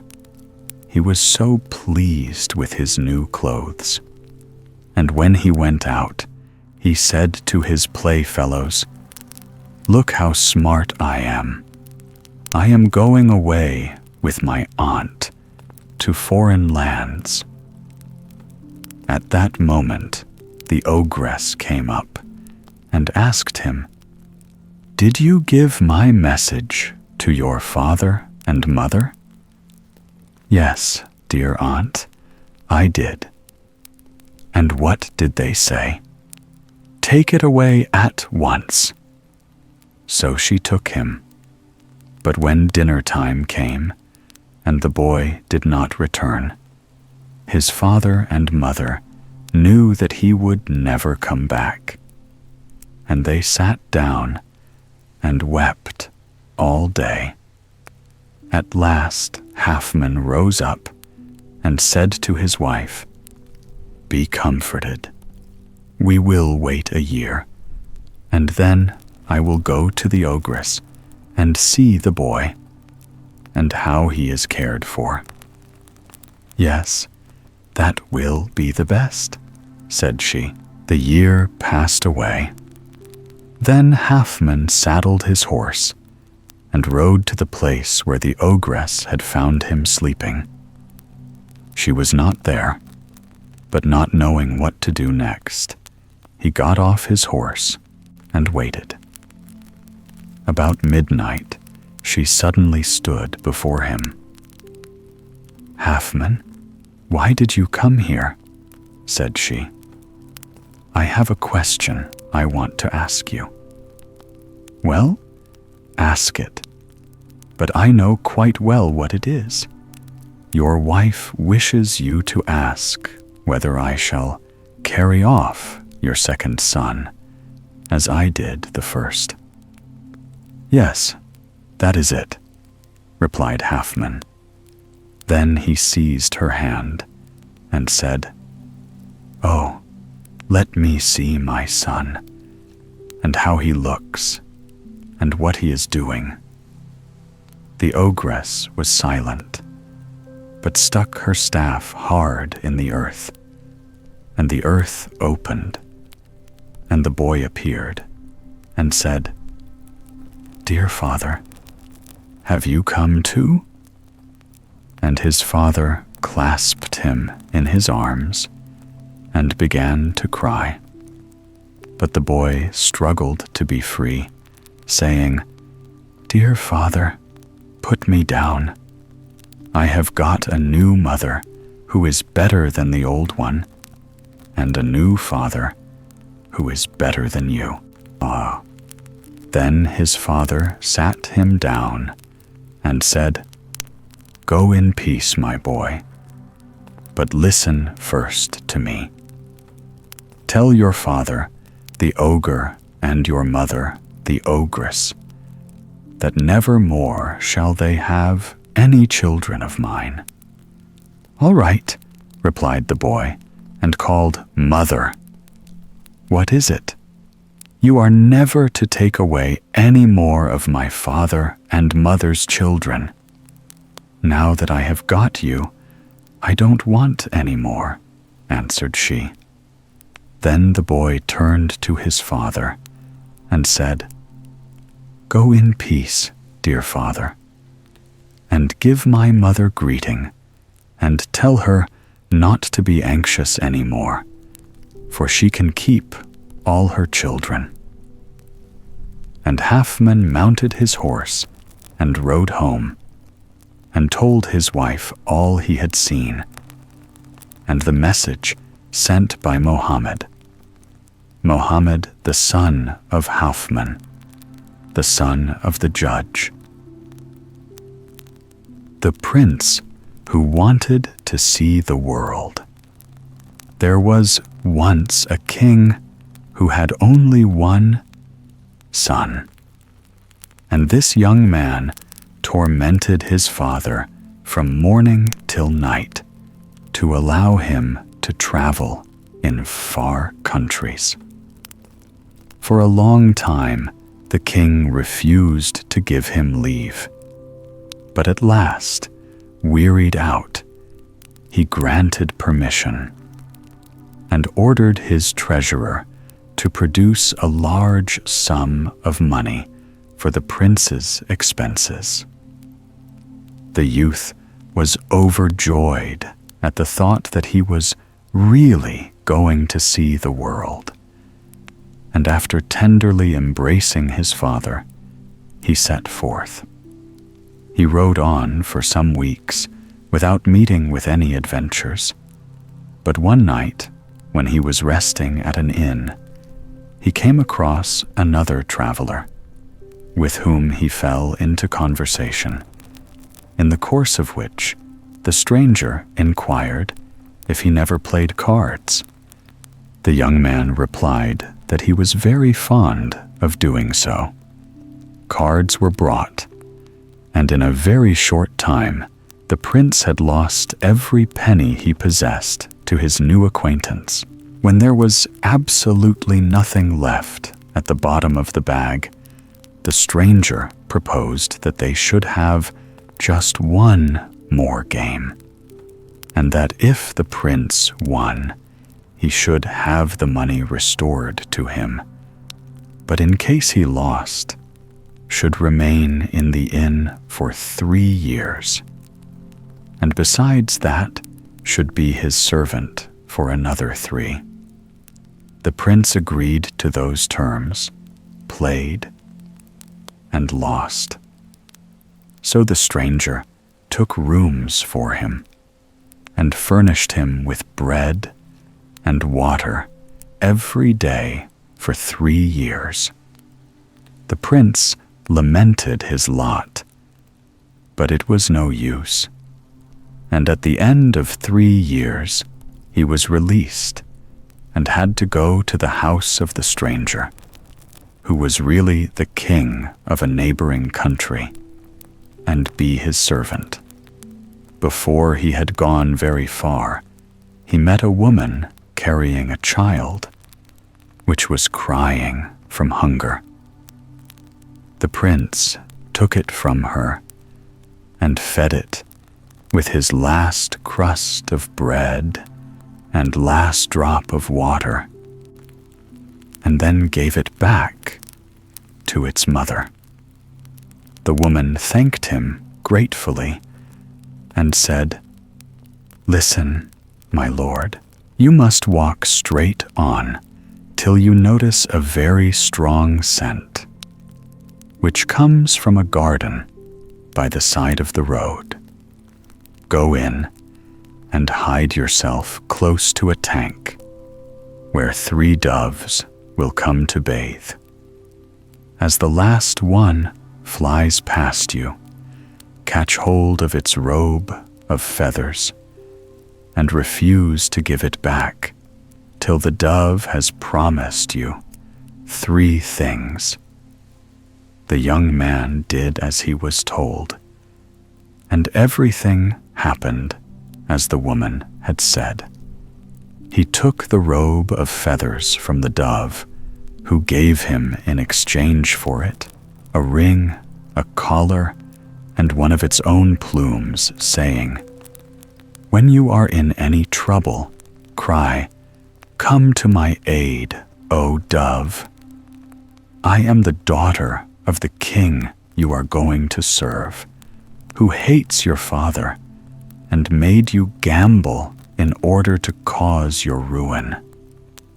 Thus the prince went on his way, and in course of time he arrived at the king's palace.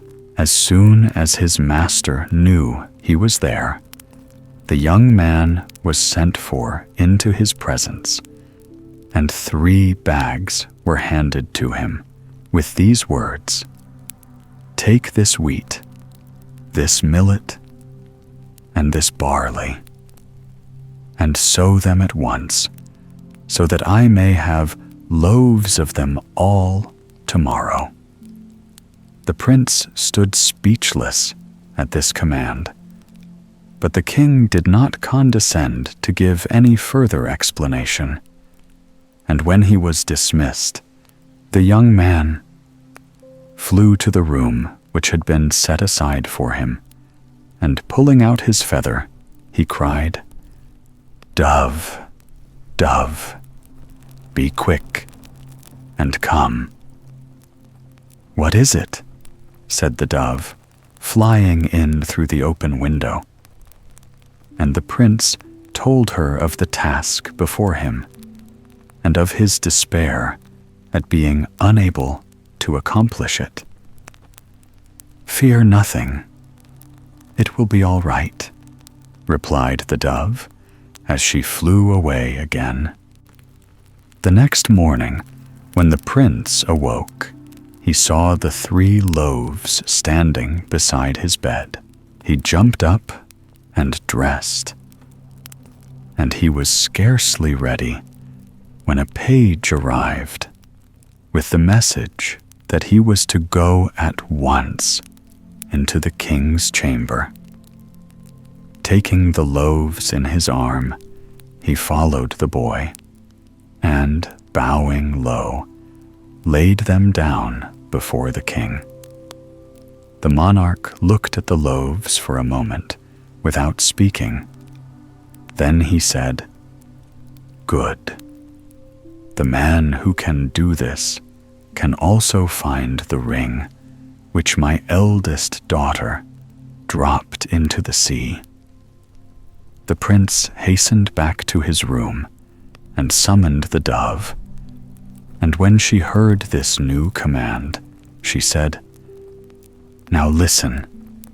Tomorrow, take a knife and a basin and go down to the shore and get into a boat you will find there."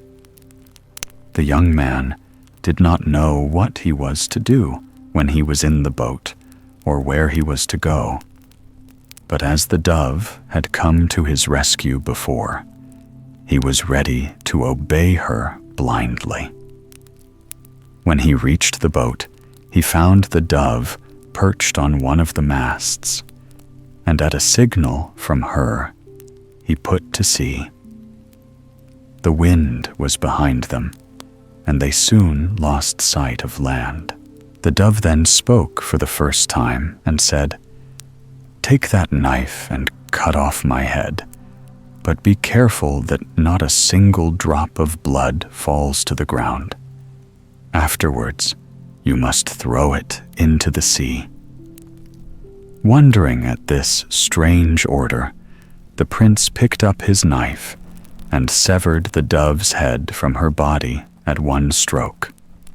A little while after, a dove rose from the water with a ring in its beak, and laying it in the prince's hand, dabbled itself with the blood that was in the basin, when its head became that of a beautiful girl. Another moment, and it had vanished completely, and the prince took the ring and made his way back to the palace. The king stared with surprise at the sight of the ring, but he thought of another way of getting rid of the young man, which was surer even than the other two. "This evening you will mount my colt and ride him to the field, and break him in properly." The prince received this command as silently as he had received the rest. But no sooner was he in his room than he called for the dove, who said, "Attend to me. My father longs to see you dead, and thinks he will kill you by this means. He himself is the colt. My mother is the saddle. My two sisters are the stirrups, and I am the bridle. Do not forget to take a good club to help you in dealing with such a crew." So the prince mounted the colt and gave him such a beating that when he came to the palace to announce that the animal was now so meek that it could be ridden by the smallest child, he found the king so bruised that he had to be wrapped in cloths dipped in vinegar.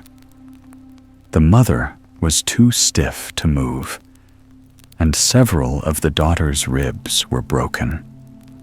The youngest, however, was quite unharmed. That night she came to the prince and whispered to him, "Now that they are all in too much pain to move, we had better seize our chance and run away. Go to the stable and saddle the leanest horse you can find there." But the prince was foolish enough to choose the fattest, and when they had started and the princess saw what he had done, she was very sorry. For though this horse ran like the wind, the other flashed like thought. However, it was dangerous to go back, and they rode on as fast as the horse would go. In the night, the king sent for his youngest daughter, and as she did not come, he sent again. But she did not come any the more for that. The queen, who was a witch, discovered that her daughter had gone off with the prince, and told her husband he must leave his bed and go after them. The king got slowly up, groaning with pain, and dragged himself to the stables, where he saw the lean horse still in his stall. Leaping on his back, he shook the reins. And his daughter, who knew what to expect and had her eyes open, saw the horse start forward, and in the twinkling of an eye changed her own steed into a cell, the prince into a hermit, and herself into a nun. When the king reached the chapel, he pulled up his horse and asked if a girl and a young man had passed that way. The hermit raised his eyes, which were bent on the ground, and said that he had not seen a living creature. The king, much disgusted at this news, and not knowing what to do, returned home and told his wife that, though he had ridden for miles, he had come across nothing but a hermit and a nun in a cell. "Why, those were the runaways, of course," she cried, flying into a passion. "And if you had only brought a scrap of the nun's dress, or a bit of stone from the wall, I should have had them in my power." At these words, the king hastened back to the stable and brought out the lean horse, who traveled quicker than thought. But his daughter saw him coming and changed her horse into a plot of ground, herself into a rose tree covered with roses, and the prince into a gardener. As the king rode up, the gardener looked up from the tree which he was trimming and asked if anything was the matter. "Have you seen a young man and a girl go by?" said the king. And the gardener shook his head and replied that no one had passed that way since he had been working there. So the king turned his steps homewards and told his wife. "Idiot," cried she, "if you had only brought me one of the roses or a handful of earth, I should have had them in my power. But there is no time to waste. I shall have to go with you myself." The girl saw them from afar, and a great fear fell on her, for she knew her mother's skill in magic of all kinds. However, she determined to fight to the end, and changed the horse into a deep pool, herself into an eel, and the prince into a turtle. But it was no use. Her mother recognized them all, and pulling up, asked her daughter if she did not repent and would not like to come home again. The eel wagged no with her tail, and the queen told her husband to put a drop of water from the pool into a bottle, because it was only by that means that she could seize hold of her daughter. The king did as he was bid, and was just in the act of drawing the bottle out of the water after he had filled it, when the turtle knocked against and spilt it all. The king then filled it a second time, but again the turtle was too quick for him. The queen saw that she was beaten and called down a curse on her daughter, that the prince should forget all about her. After having relieved her feelings in this manner, she and the king went back to the palace.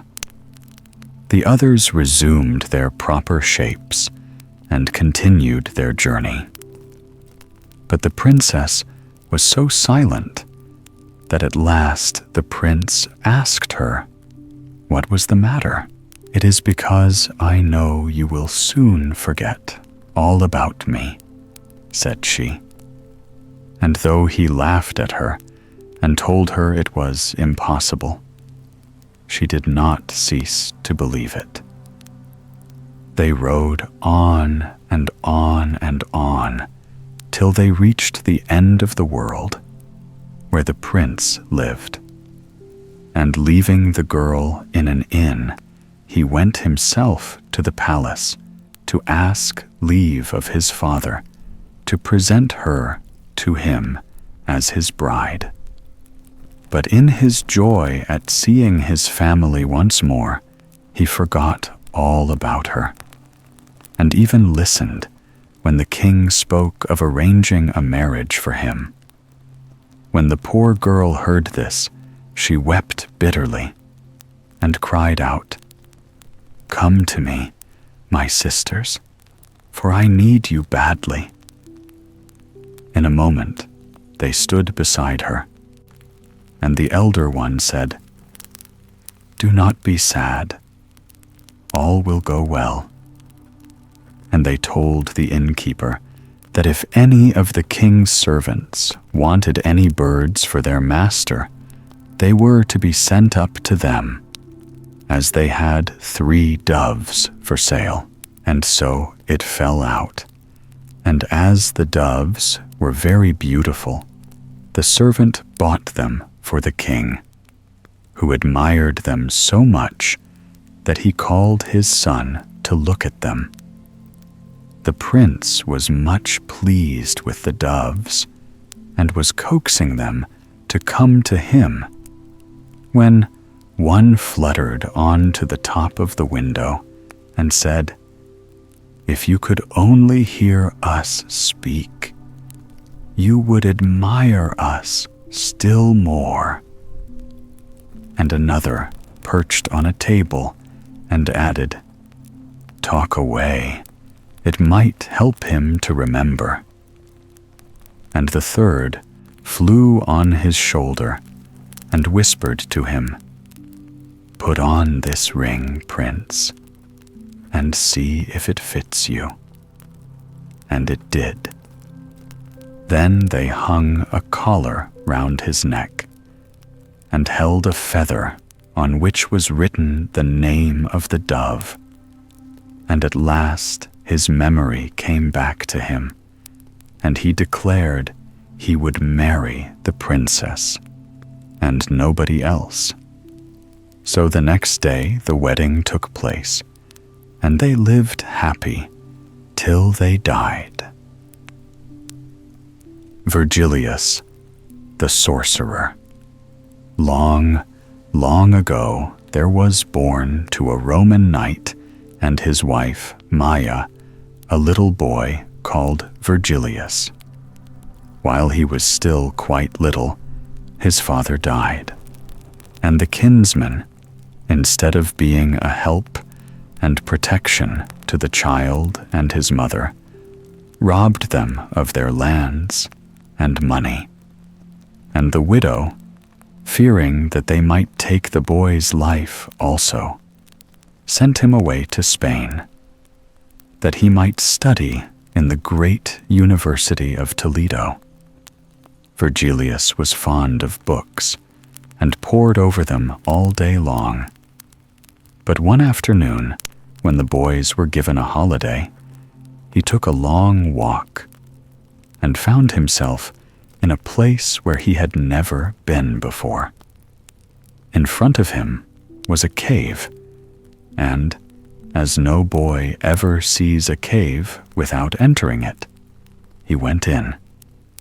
The cave was so deep that it seemed to Virgilius as if it must run far into the heart of the mountain, and he thought he would like to see if it came out anywhere on the other side. For some time he walked on in pitch darkness, but he went steadily on, and by, a glimmer of light shot across the floor, and he heard a voice calling, "Virgilius! Virgilius!" "Who calls?" he asked, stopping and looking round. "Virgilius," answered the voice. "Do you mark upon the ground where you are standing a slide or bolt?" "I do," replied Virgilius. "Then," said the voice, "draw back that bolt and set me free." "But who are you?" asked Virgilius, who never did anything in a hurry. "I am an evil spirit," said the voice, "shut up here till doomsday unless a man sets me free. If you will let me out, I will give you some magic books which will make you wiser than any other man."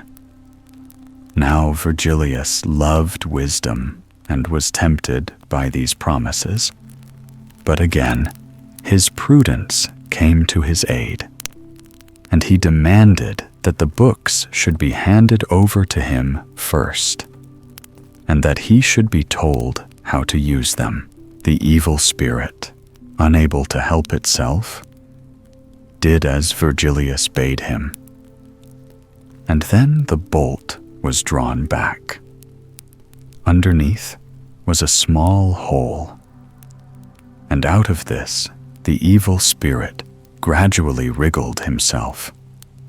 But it took some time, for when at last he stood upon the ground, he proved to be about 3 times as large as Virgilius himself, and coal-black besides. "Why, you can't have been as big as that when you were in the hole," cried Virgilius. "But I was," replied the spirit. "I don't believe it," answered Virgilius. "Well, I'll just get in and show you," said the spirit. And after turning and twisting and curling himself up, then he lay neatly packed into the hole. Then Virgilius drew the bolt, and picking the books up under his arm, he left the cave. For the next few weeks, Virgilius hardly ate or slept.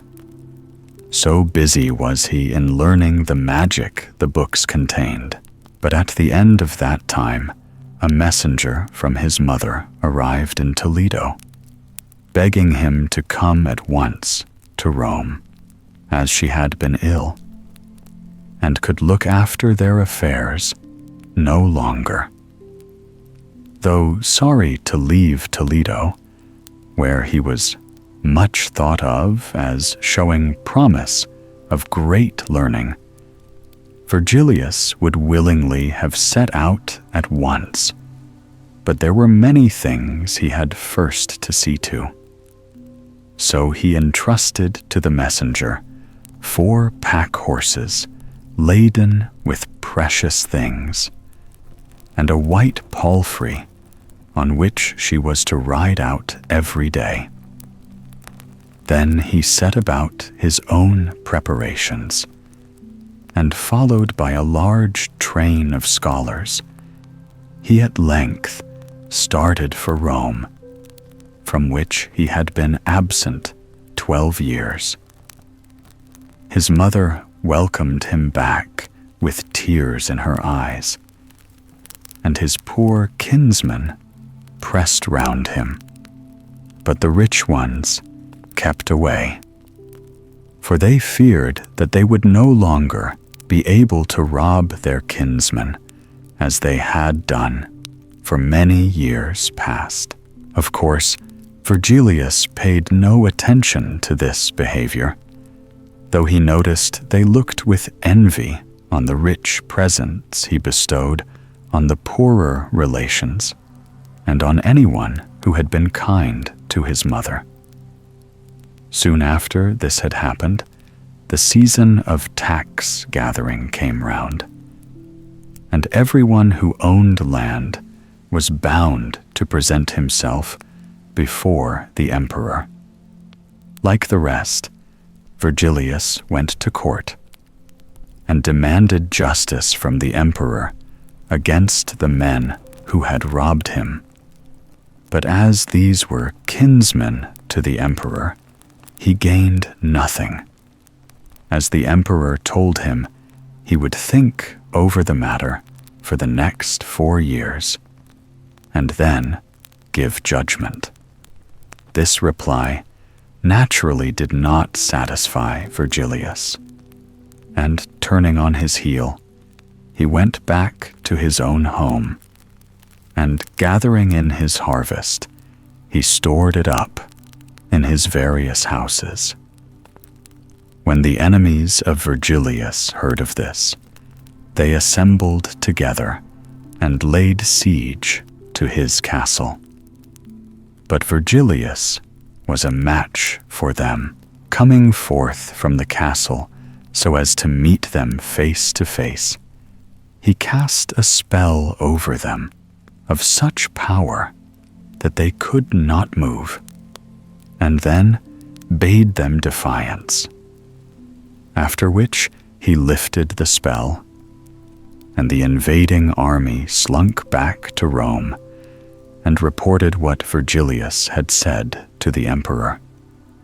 Now the emperor was accustomed to have his lightest word obeyed, almost before it was uttered, and he hardly knew how to believe his ears. But he got together another army and marched straight off to the castle.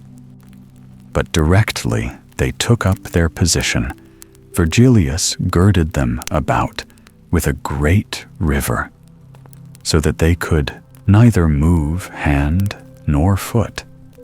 Then, hailing the emperor, he offered him peace and asked for his friendship. The emperor, however, was too angry to listen to anything, so Virgilius, whose patience was exhausted, feasted his own followers in the presence of the starving host, who could not stir hand or foot. Things seemed getting desperate when a magician arrived in the camp and offered to sell his services to the emperor. His proposals were gladly accepted, and in a moment the whole of the garrison sank down as if they were dead, and Virgilius himself had much ado to keep awake.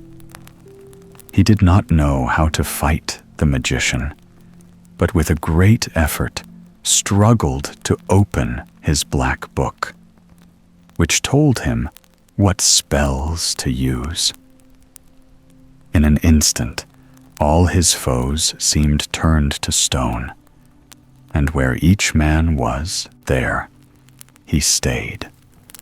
Some were halfway up the ladders, some had 1 foot over the wall, but wherever they might chance to be there, every man remained, even the emperor and his sorcerer. All day they stayed there, like flies upon the wall. But during the night, Virgilius stole softly to the emperor and offered him his freedom, as long as he would do him justice. The emperor, who by this time was thoroughly frightened, said he would agree to anything Virgilius desired. So Virgilius took off his spells And after feasting the army and bestowing on every man a gift, bade them return to Rome. And more than that, he built a square tower for the emperor. And in each corner, all that was said in that quarter of the city might be heard, while if you stood in the center, every whisper throughout Rome would reach your ears. Having settled his affairs with the emperor and his enemies, Virgilius had time to think of other things, and his first act was to fall in love. The lady's name was Fibila, and her family was noble, and her face fairer than any in Rome. But she only mocked Virgilius, and was always playing tricks upon him. To this end, she bade him one day come to visit her in the tower where she lived, promising to let down a basket to draw him up as far as the roof. Virgilius was enchanted at this quite unexpected favor, and stepped with glee into the basket. It was drawn up very slowly, and by came altogether to a standstill, while from above rang the voice of Fibila, crying, "Rogue of a sorcerer, there shalt thou hang." And there he hung over the marketplace, which was soon thronged with people, who made fun of him till he was mad with rage. At last the emperor, hearing of his plight, commanded Fibila to release him, and Virgilius went home vowing vengeance. The next morning, every fire in Rome went out, and as there were no matches in those days, this was a very serious matter. The emperor, guessing that this was the work of Virgilius, besought him to break the spell. Then Virgilius ordered a scaffold to be erected in the marketplace, and Fibila to be brought clothed in a single white garment. And further, he bade every one to snatch fire from the maiden, and to suffer no neighbor to kindle it. And when the maiden appeared, clad in her white smock, flames of fire curled about her. And the Romans brought some torches, and some straw, and some shavings, and fires were kindled in Rome again. For 3 days she stood there, till every hearth in Rome was alight. And then she was suffered to go where she would. But the emperor was wroth at the vengeance of Virgilius, and threw him into prison, vowing that he should be put to death. And when everything was ready, he was led out to the Viminal Hill, where he was to die. He went quietly with his guards, but the day was hot, and on reaching his place of execution, he begged for some water. A pail was brought, and he, crying, "Emperor, all hail! Seek for me in Sicily," jumped headlong into the pail, and vanished from their sight. For some time we hear no more of Virgilius, or how he made his peace with the emperor. But the next event in his history was his being sent for to the palace to give the emperor advice how to guard Rome from foes within, as well as foes without. Virgilius spent many days in deep thought, and at length invented a plan which was known to all as the preservation of Rome. On the roof of the Capitol, which was the most famous public building in the city, he set up statues representing the gods worshipped by every nation subject to Rome, and in the middle stood the god of Rome herself. Each of the conquered gods held in its hand a bell, and if there was even a thought of treason in any of the countries, its god turned its back upon the god of Rome and rang its bell furiously, and the senators came hurrying to see who was rebelling against the majesty of the empire. Then they made ready their armies and marched against the foe. Now there was a country which had long felt bitter jealousy of Rome and was anxious for some way of bringing about its destruction. So the people chose 3 men who could be trusted, and loading them with money, sent them to Rome, bidding them to pretend that they were diviners of dreams. No sooner had the messengers reached the city than they stole out at night and buried a pot of gold far down in the earth, and let down another into the bed of the Tiber, just where a bridge spans the river. Next day, they went to the Senate house, where the laws were made, and bowing low, they said, "O noble lords, last night we dreamed that beneath the foot of a hill there lies buried a pot of gold. Have we your leave to dig for it?" And leave having been given, the messengers took workmen and dug up the gold and made merry with it. A few days later, the diviners again appeared before the Senate and said, "O noble lords, grant us leave to seek out another treasure, which has been revealed to us in a dream as lying under the bridge over the river."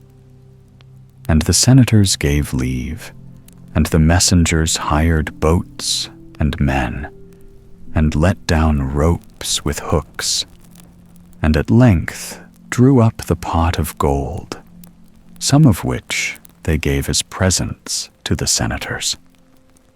A week or 2 passed by, and once more they appeared in the Senate house. "O noble lords," said they, "last night in a vision we beheld 12 casks of gold lying under the foundation stone of the Capitol, on which stands the statue of the preservation of Rome. Now, seeing that by your goodness we have been greatly enriched by our former dreams, we wish, in gratitude, to bestow this 3rd treasure on you for your own profit.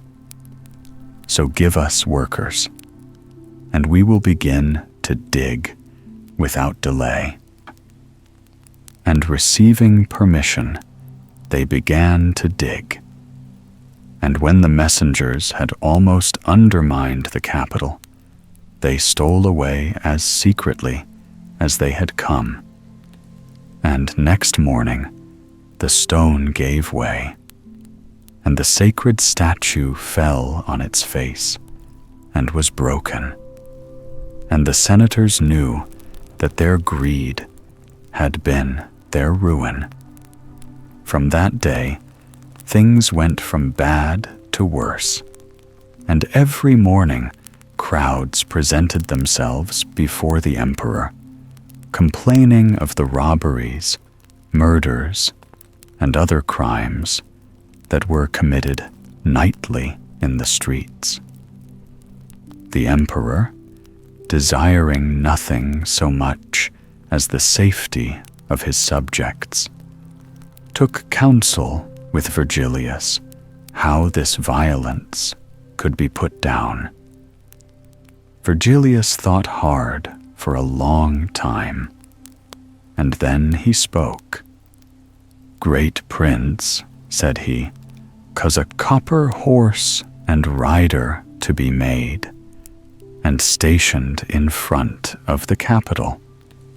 Then make a proclamation that at 10 o'clock a bell will toll, and every man is to enter his house and not leave it again."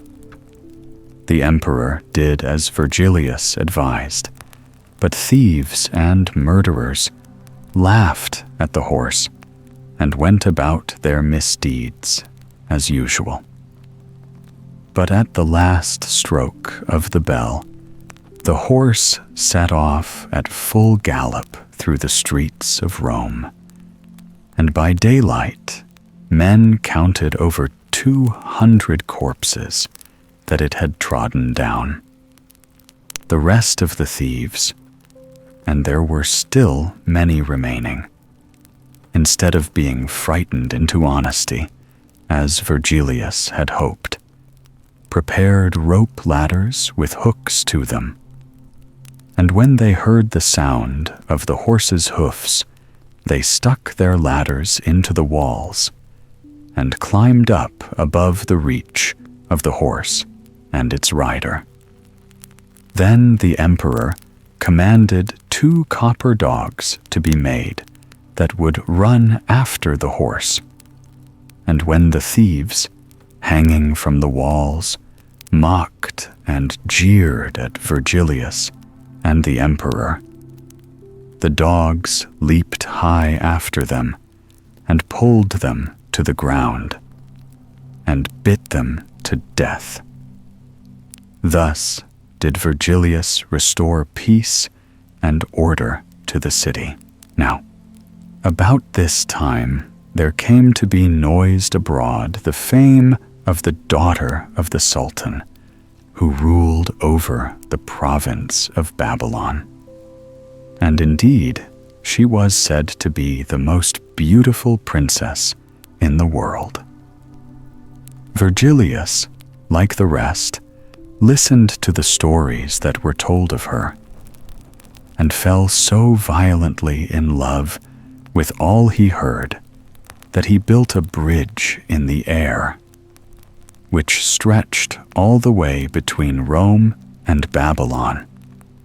He then passed over it to visit the princess, who, though somewhat surprised to see him, gave him welcome, and after some conversation, became in her turn anxious to see the distant country where this stranger lived. And he promised that he would carry her there himself, without wetting the soles of his feet. The princess spent some days in the palace of Virgilius, looking at wonders of which she had never dreamed, though she declined to accept the presents he longed to heap on her. The hours passed as if they were minutes, till the princess said that she could be no longer absent from her father. Then Virgilius conducted her himself over the airy bridge and laid her gently down on her own bed, where she was found next morning by her father. She told him all that had happened to her, and he pretended to be very much interested, and begged that the next time Virgilius came, he might be introduced to him. Soon after, the Sultan received a message from his daughter that the stranger was there, and he commanded that a feast should be made ready, and sending for the princess delivered into her hands a cup, which he said she was to present to Virgilius herself, in order to do him honor. When they were all seated at the feast, the princess rose and presented the cup to Virgilius, who directly he had drunk, fell into a deep sleep. Then the Sultan ordered his guards to bind him, and left him there till the following day. Directly the Sultan was up, he summoned his lords and nobles into his great hall, and commanded that the cords which bound Virgilius should be taken off, and the prisoner brought before him. The moment he appeared, the Sultan's passion broke forth, and he accused his captive of the crime of conveying the princess into distant lands without his leave.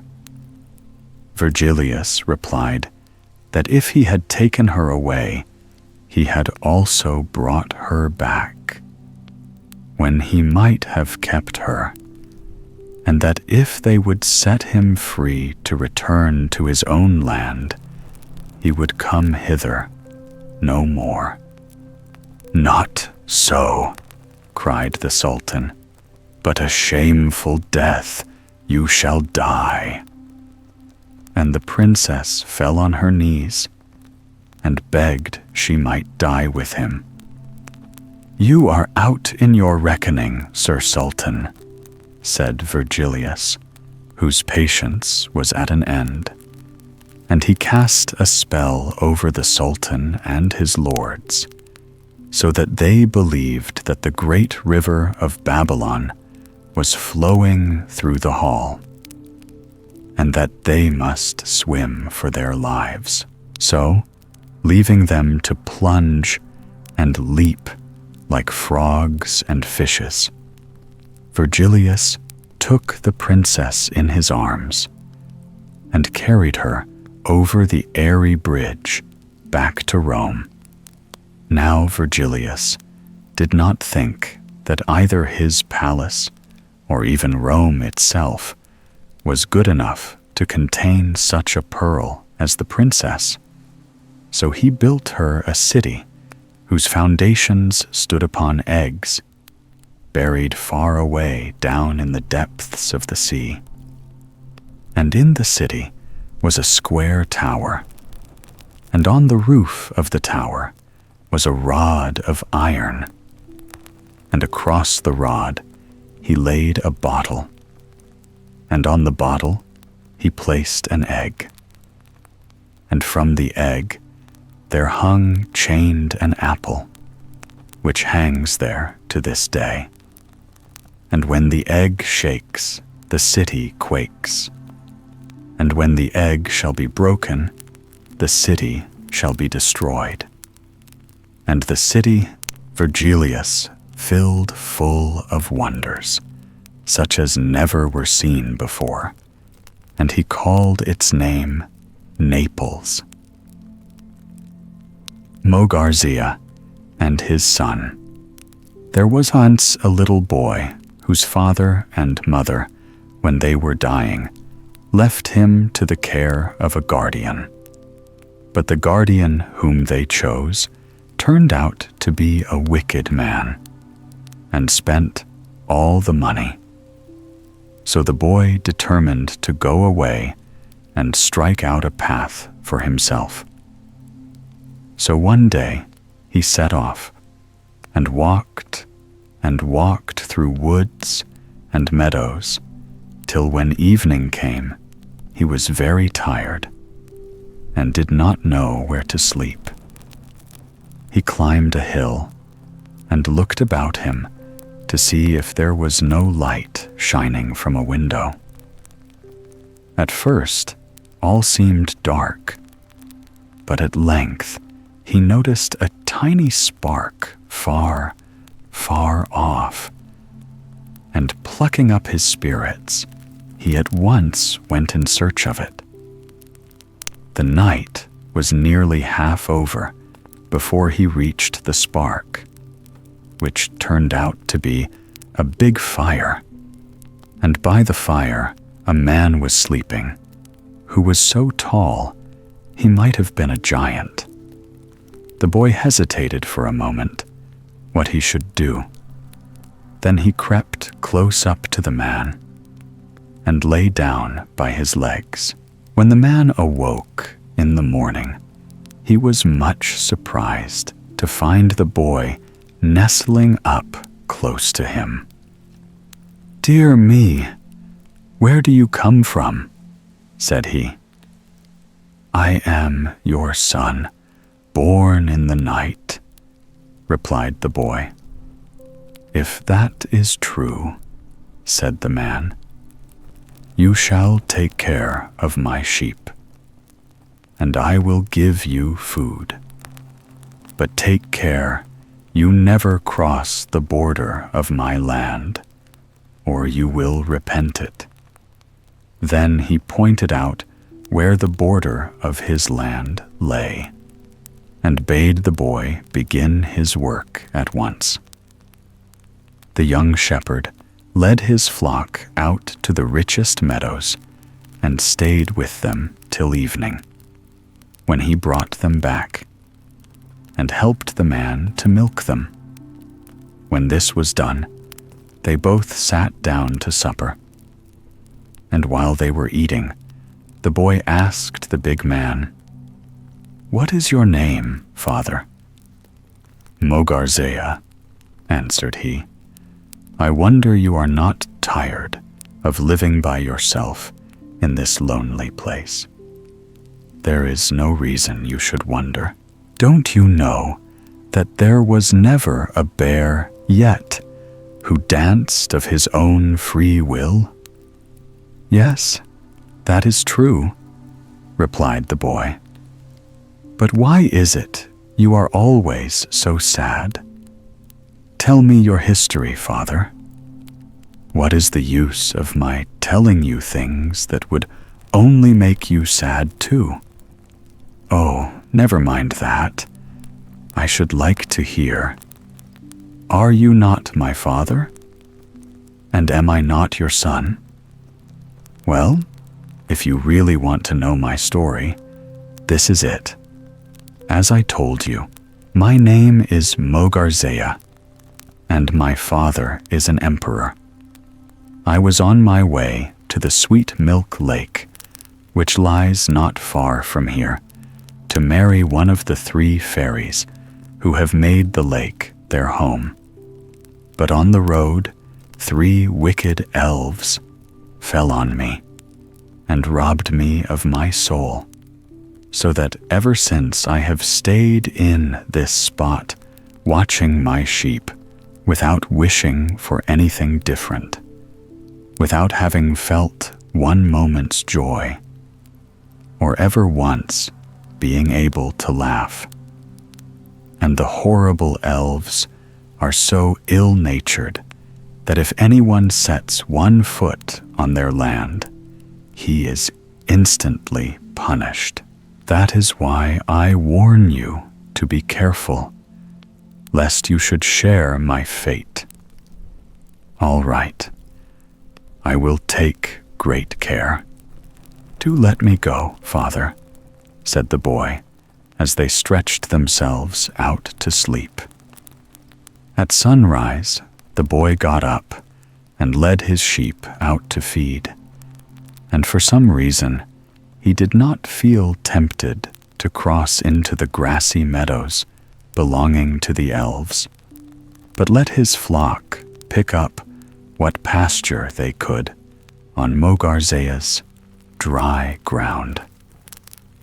On the 3rd day, he was sitting under the shadow of a tree, playing on his flute, and there was nobody in the world who could play a flute better, when one of his sheep strayed across the fence into the flowery fields of the elves, and another followed it. But the boy was so absorbed in his flute that he noticed nothing till half the flock were on the other side. He jumped up, still playing on his flute, and went after the sheep, meaning to drive them back to their own side of the border, when suddenly he saw before him 3 beautiful maidens who stopped in front of him and began to dance. The boy understood what he must do and played with all his might. But the maidens danced on till evening. "Now let me go," he cried at last, "for poor Mogarzea must be dying of hunger. I will come and play for you tomorrow." "Well, you may go," they said, "but remember that even if you break your promise, you will not escape us." So they both agreed that the next day he should come straight there with the sheep and play to them till the sun went down. This being settled, they each returned home. Mogarzea was surprised to find that his sheep gave so much more milk than usual. But as the boy declared he had never crossed the border, the big man did not trouble his head further, and ate his supper heartily. With the earliest gleams of light, the boy was off with his sheep to the elfin meadow. And at the first notes of his flute, the maidens appeared before him and danced and danced and danced till evening came. Then the boy let the flute slip through his fingers and trod on it, as if by accident. If you had heard the noise he made, and how he wrung his hands and wept and cried that he had lost his only companion, you would have been sorry for him. The hearts of the elves were quite melted, and they did all they could to comfort him. "I shall never find another flute like that," moaned he. "I have never heard one whose tone was as sweet as mine. It was cut from the center of a 7-year-old cherry tree. There is a cherry tree in our garden that is exactly 7 years old," said they. "Come with us, and you shall make yourself another flute, mate." So they all went to the cherry tree, and when they were standing round it, the youth explained that if he tried to cut it down with an axe, he might very likely split open the heart of the tree, which was needed for the flute. In order to prevent this, he would make a little cut in the bark, just large enough for them to put their fingers in, and with this help, he could manage to tear the tree in two, so that the heart should run no risk of damage. The elves did as he told them without a thought. Then he quickly drew out the axe, which had been sticking into the cleft. And behold, all their fingers were imprisoned tight in the tree. It was in vain that they shrieked with pain and tried to free themselves. They could do nothing, and the young man remained cold as marble to all their entreaties. Then he demanded of them Mogarzea's soul. "Oh, well, if you must have it, it is in a bottle on the window sill," said they, hoping that they might obtain their freedom at once, but they were mistaken. "You have made so many men suffer," answered he sternly, "that it is but just you should suffer yourselves. But tomorrow I will let you go." And he turned towards home, taking his sheep and the soul of Mogarzea with him. Mogarzea was waiting at the door, and as the boy drew near, he began scolding him for being so late. But at the first word of explanation, the man became beside himself with joy, and he sprang so high into the air that the false soul, which the elves had given him, flew out of his mouth, and his own, which had been shut tightly into the flask of water, took its place. When his excitement had somewhat calmed down, he cried to the boy, "Whether you are really my son matters nothing to me. Tell me, how can I repay you for what you have done for me? By showing me where the milk lake is, and how I can get one of the 3 fairies who lives there to wife, and by letting me remain your son forever." The night was passed by Mogarzea and his son in songs and feasting, for both were too happy to sleep. And when day dawned, they set out together to free the elves from the tree. When they reached the place of their imprisonment, Mogarzea took the cherry tree and all the elves with it on his back, and carried them off to his father's kingdom, where everyone rejoiced to see him home again. But all he did was to point to the boy who had saved him and had followed him with his flock. For 3 days, the boy stayed in the palace, receiving the thanks and praises of the whole court.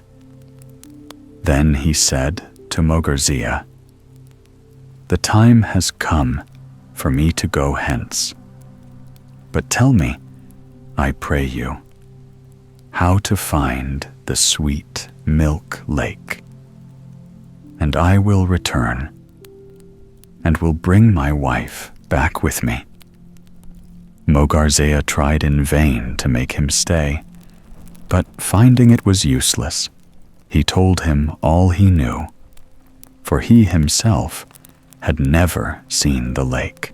For 3 summer days, the boy and his flute journeyed on, till one evening he reached the lake, which lay in the kingdom of a powerful fairy.